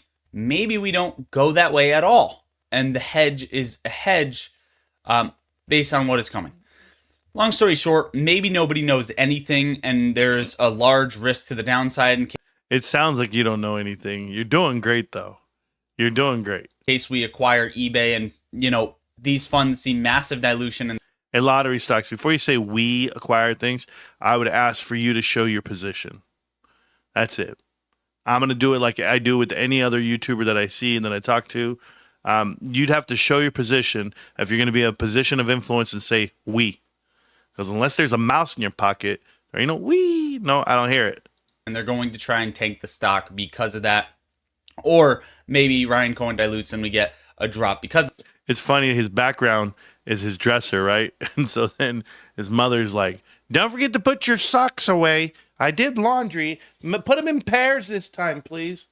Yeah, you can tell the socks going to be sticking out the drawer back there behind him. that, again, just all a bunch of theories that correlate to the hedging. Now, Drinks a coffee mug that warms up. This shout is out Reese wild. Politics over on X for posting this. Dimensional Fund Advisors adds 2.5 million shares of GameStop with an estimated total position worth $90 million in their latest 13F. we have been covering how many more funds are adding to GameStop shares. Is this to lent out? Don't necessarily know. I think that theory is getting less and less likely. They are probably lending them out, but again, you know, these shares can be borrowed time and time again and just be lent out anyway illegally. So that's again for another conversation. But we are seeing institutions buy up on GameStop along with other funds hedging, and then along with a lot going on in the options chain. Does that make sense? Now, Reese Politics is about to come back up because Ryan Cohen, shout out Reese Politics, is actually diving deep into the retail community, quoting Reese Politics' tweet talking about the US versus eBay lawsuit from 2023. I gave him 3 Ryan plugs Cohen already, bro. says this is disgusting. Now, speaking of that, eBay also just canceled Ryan Cohen's worn socks auction in the latest spell of bad PR for the auction house. So again, they are really shutting Ryan Cohen down. I don't necessarily know if they're going to answer him to his bid. Their shareholders have to vote on it. But in reality, I mean, a lot of this just points out the issues deep within the company. Speaking of issues deep within the company, eBay board member previously served as chief product officer at Robinhood, which is also ironic, right? Who cares? Just like this comment says, Robinhood's poison seeps everywhere. Now, again, maybe these people aren't bad people. I don't know. But we know they're looking at the wrong person. Adrienne Brown is the person you need to look at there and be upset with. She's the one who's on the board of directors for American Airlines, if I'm not mistaken. Yeah. Company that was halted via so-called Robinhood halt. what Robinhood did. And for the sake of argument, we do not agree with Robinhood on any terms. Now, GameStop is... For the sake of argument, I don't care what you do. If you buy at Robinhood, then at least you have GameStop shares and they're pretty and they got those green lines. How can I be mad at brokers, bro? You think I'm mad at the brokers? Are you kidding? I hope people have shares everywhere. You don't like Robinhood? What's wrong with you? What's next? I don't like milk. That's it. I'm going to eat my cereal with orange juice. Because milk one time is... I'm a lactose intolerant. Ruined my whole stomach. Bro, Robinhood's nice, bro. I'll download Robinhood right now and start buying shares. But it's Sunday. Is below... But I can't because I got a 24-hour market. 24.20 level. We actually opened under that. That is not good. However, I will tell you that yes, we did get this rejection off of these levels. Not good. We did get the open under 24.20. Not good. Is there any levels still there to hold us up? And yes, there is. And that level is 23.50. You break 23.50, you head to 22.30, and then so on and so forth. Then we fight for that max pain level. Who gives a shit, dude? We just hit $30 in the pre-market or whatever the hell it was. Like, what? Who cares where the stock price goes? Like, does anybody even care? Well, why, follow the line, see where it goes. No. Go buy something off of eBay and GameStop. Holy shit. Buy something at GameStop, go sell it on eBay, bro. Again, hopefully we don't see that. However, if we do see a dip even close, even relatively close, that would likely turn into some U-shaped recovery for the end of June, exactly right around the time Bank of Japan tightens their policy, right? I don't see any of that happening. Us getting close to that level, that is a far drop. Kyoto, man, these guys are continually calling you out. Bank of Japan, bro. Let's blame them for it all. Bad would really have to occur. Also, we are still on this wedge. We're actually directly in the center of this wedge. So if we trade just like this flat till June 8th, we would then have to pick a direction. But again, broke out to the upside, came down, knife down, built the base, retested the wedge, and now we're just in the center. GameStop is in this scenario where we're waiting on another catalyst, another algorithm break, something, right? Something along the lines of that. Now, I don't think everything's sunshine and rainbows with AMC and GameStop. I think there are some questionable things happening, which we'll talk about right in 1 second. What did you say? I have been playing around with some fractal patterns on GameStop and AMC that we'll get to on AMC. But another chart is this one where we've made higher highs and higher lows since April of 2024, right around that time frame where the market's bottom. Roaring Kitty came back. We've made a retest November of 2025, January, February 2026. March, now May. And again, I do believe that this is a strong support, but this is a strong resistance. So once we get that clean break one way or the other, it's going to be a dangerous thing to watch for us or for short sellers, right? When we rejected off of this mid channel again, we can see that the next level we got to was this psychological resistance, which we called out, right? So far we, built a lot of pressure through the mid range and then rejected off the psychological resistance. Couldn't get to the high range at all yet. Although we did test it on some other brokers. Now, before we get an AMC's chart, people are wondering how AMC magically goes from 0 available shares to 10 million plus. 10 million is max number that reports show. The number is probably closer to 100 million. Why? Because on May 5th, 2 days ago, AMC issued 129 million shares of common stock to move a coat for the senior secured notes they held. That same day, GameStop price, the same day that GameStop price flash crashed after the eBay announcement. It's weird how these shares always get issued when GME crashes. This is crazy. It's absolutely crazy. How are... Crazy coincidence, I suppose. Yeah. Well, coincidences like 100 of them. So obviously a little bit of sarcasm there. And I've said this time and time again. I've quoted this. The times, again, and if you are completely, the way I see it, right? You should never be 100% about anything. There are some things that are obvious truth, but like, for example, trusting Adam Aron or trusting Ryan Cohen. Yes, that's cool. Ryan Cohen has done some amazing things. I agree with Ryan Cohen. He's an awesome CEO, but that does not mean every move I have to glorify. And the same thing goes for Adam Aron. Definitely, in my opinion, more scummy than Ryan Cohen. We won't get into that. And if you're Adam Aron lover, again, my whole point of this is to stay open-minded, relax, calm down. What I'm saying is, dude plays the middle of the road. He's a bitch. Doing it so he doesn't lose a view. Come on and say the fucking truth, man. a lot of times these coincidences can't be coincidences. Maybe this one is, sure, but we see that a lot of times when shorts attack the stock, or we have a pop, we get diluted, or something stupid happens, right?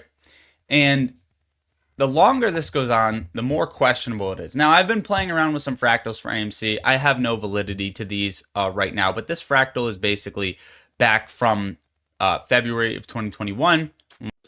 You cannot, and just for everyone out there that knows about fractals, and obviously lottery stocks has no idea what he's talking about, but you cannot do fractals on a float that has since been manipulated, changed. They've manipulated that float. So whatever you're trying to tell me that it would do again, we're talking about dilution to the nth degree. To give you an example, Adam Aron, first working with 50 million shares, took it up to 100 million, then 5x'd it, took it up to 500 million. And that was all before that squeeze in June. So at 500 million shares, then diluted all the way to $1.5 billion after the Ape acquisition and reverse stock split. When they did the vote to reverse stock split, it was at 1.5 billion shares. They then went 10-1 the other way. So then it was on 150 million shares. They took that 150 million shares and made that float into 600 million plus. That would be the equivalent of 6 billion shares. So to say fractals that happen at 50 million shares and 100 million shares and 500 million shares, your float is now the equivalent of 600 or 6 billion shares. We have a massive problem here when we look at fractals. Additionally, your volume and or the lack thereof, or being a penny stock, being delisted, offering pipe deals, everything they've done with these ATMs they do, offering shares, restructuring debt, not making money, losing money, $600 million a year. I don't even know why you're talking about this company. other than for a click and a view and hoping to get some more people off of that train that it was once. Obviously, that's why you have so many subscribers, but you're an absolute idiot. You're a kid that has zero money invested. If you had money invested, we would see it. You would see more than just you explaining yourself as in to say why you think these things run the same.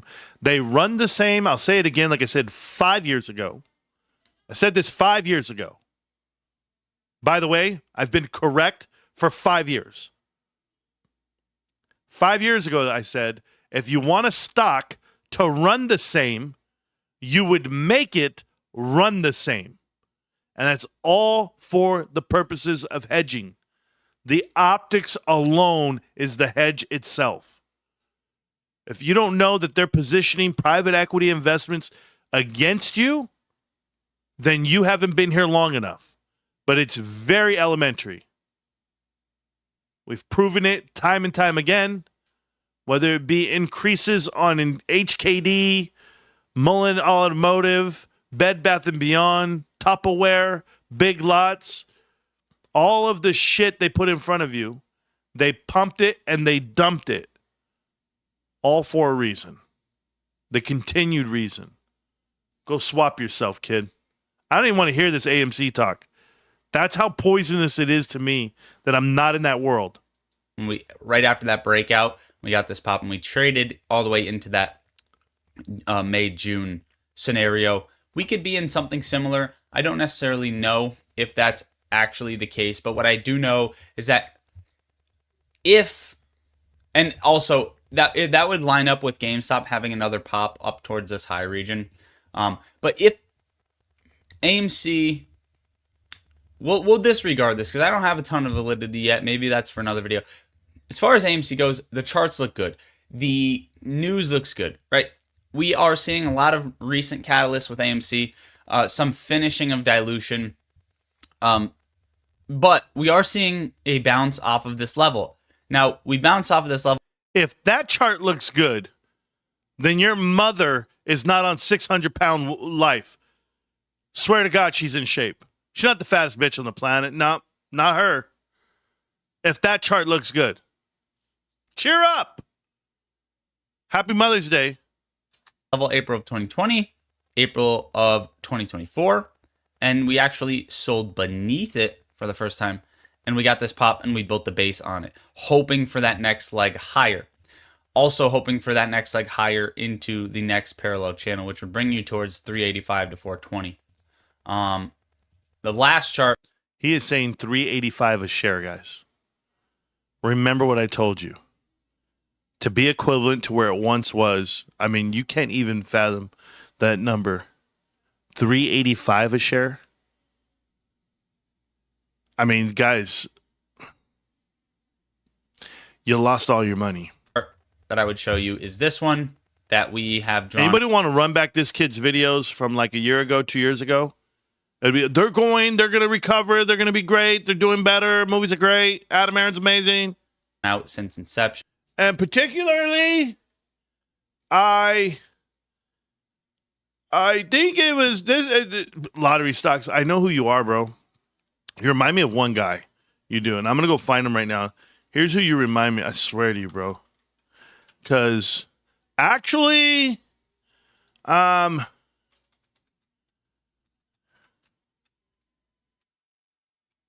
watch this. This is who you remind me of, bro. Apparently. Wait a second. What did you think about the ride? It was great. There he is. I've never been on live television before. Oh, lottery stocks! You're doing so good. Apparently, sometimes I don't watch I don't watch the news because I'm a kid, and apparently Grandpa just gives me a remote after we watch the Powerball. Watch the Powerball. Tell me about You got a better shot at winning the Powerball lottery stocks. Look at this shit. Apparently. the ride. What did you think about the ride? Well, it was great. Why? Because apparently you're spinning around, and apparently every time you get dizzy. Yeah. That's all you do is get dizzy. That's all I do when I look at your charts there, lottery stocks. This is my inner lottery stocks right here. Apparently, Grandpa gives me the remote control when he's bored. Fun? Yeah. And I've never, ever been on live Live television. television I before. never, ever be on live television. Are you excited? Yeah, and apparently I already went down the super slide. Apparently, I'm yoked. This kid is yoked. Look at him. Look at those arms and those shoulders, bro. He's out here. Lottery stocks. This dude will whoop your ass. Apparently, he's manhandling that microphone, bro. When I went down the lawn, I was scared half to death. Yeah, you were. I just freak out. Look at lottery I need stocks. his name. Hold on, Apparently. hold on, I'm just gonna ask him. What's his name? Noah. What's your last name? Dick Ritter. How do you spell your- how do you Dick spell his Ritter. last name? Ritter, R-I-T-T-E-R. Okay, and where are you guys from? My bad, Ritter. Wilkes-Barre. All right, buddy. All right. Good stuff. Apparently, AMC is a good investment. In December 2013, April 2020, May 2024, and then obviously right now where we kind of sprang under it, held this supply region, and AMC is still technically looking primed to go. Now again, I would have to look at the momentum oscillators, look at any forward catalysts. See What the fuck are you talking about? Momentum oscillator? Any catalyst? Again, I gotta look at it. The supply zone. You sound like Tony D's nuts. Why? Why use the same terminology? Because Marantz, it's a standard terminology. No, it's not. It's a failed investment. Look at that shit. It's disgusting. Where'd you buy in at lottery stocks? What bags are you holding? Show me your stock. see how the market's going to do. There are still some weird things happening, especially with Bitcoin, and we'll talk about that in 1 second, because GameStop will also have an effect from that as well. But I would love to hear your thoughts in the comments down below. If AMC holds above 140, that's solid. If GameStop holds above 2350, it's decent. I wouldn't say we're solid right now because we want a close back above 2420. That's solid. Bitcoin wicked to 2 cents on Revolut. Pretty sketchy, pretty disgusting. Now, Revolut is not, I've seen problems with Revolut back 3, 4, 5 years ago, 6 years, whatever. And glitches happen, quote unquote, especially with GameStop and AMC. But now the next one I'm seeing with Bitcoin.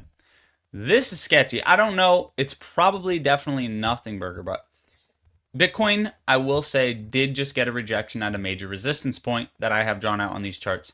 We can see I've talked about this actually a while ago. I'd say. Shut up, bro. All right, that's enough of that. I got to get going. I have a gift I have to go give away. That's my mom's time now. All right, guys. I have fun. It's Mother's Day. I got to get going. Actually, got to get it going. I lost 5K on AMC before I met Marantz. Oh, that's cool. Hey, but you're a better man for it, Tone. And look where we're at today. Because if you listen to me, you're going to make it, baby. I didn't just make this shit up. I just gave you 3 hours on Mother's Day. Get at me. GameStop. Can't stop, won't stop, GameStop. Remember me. Or don't.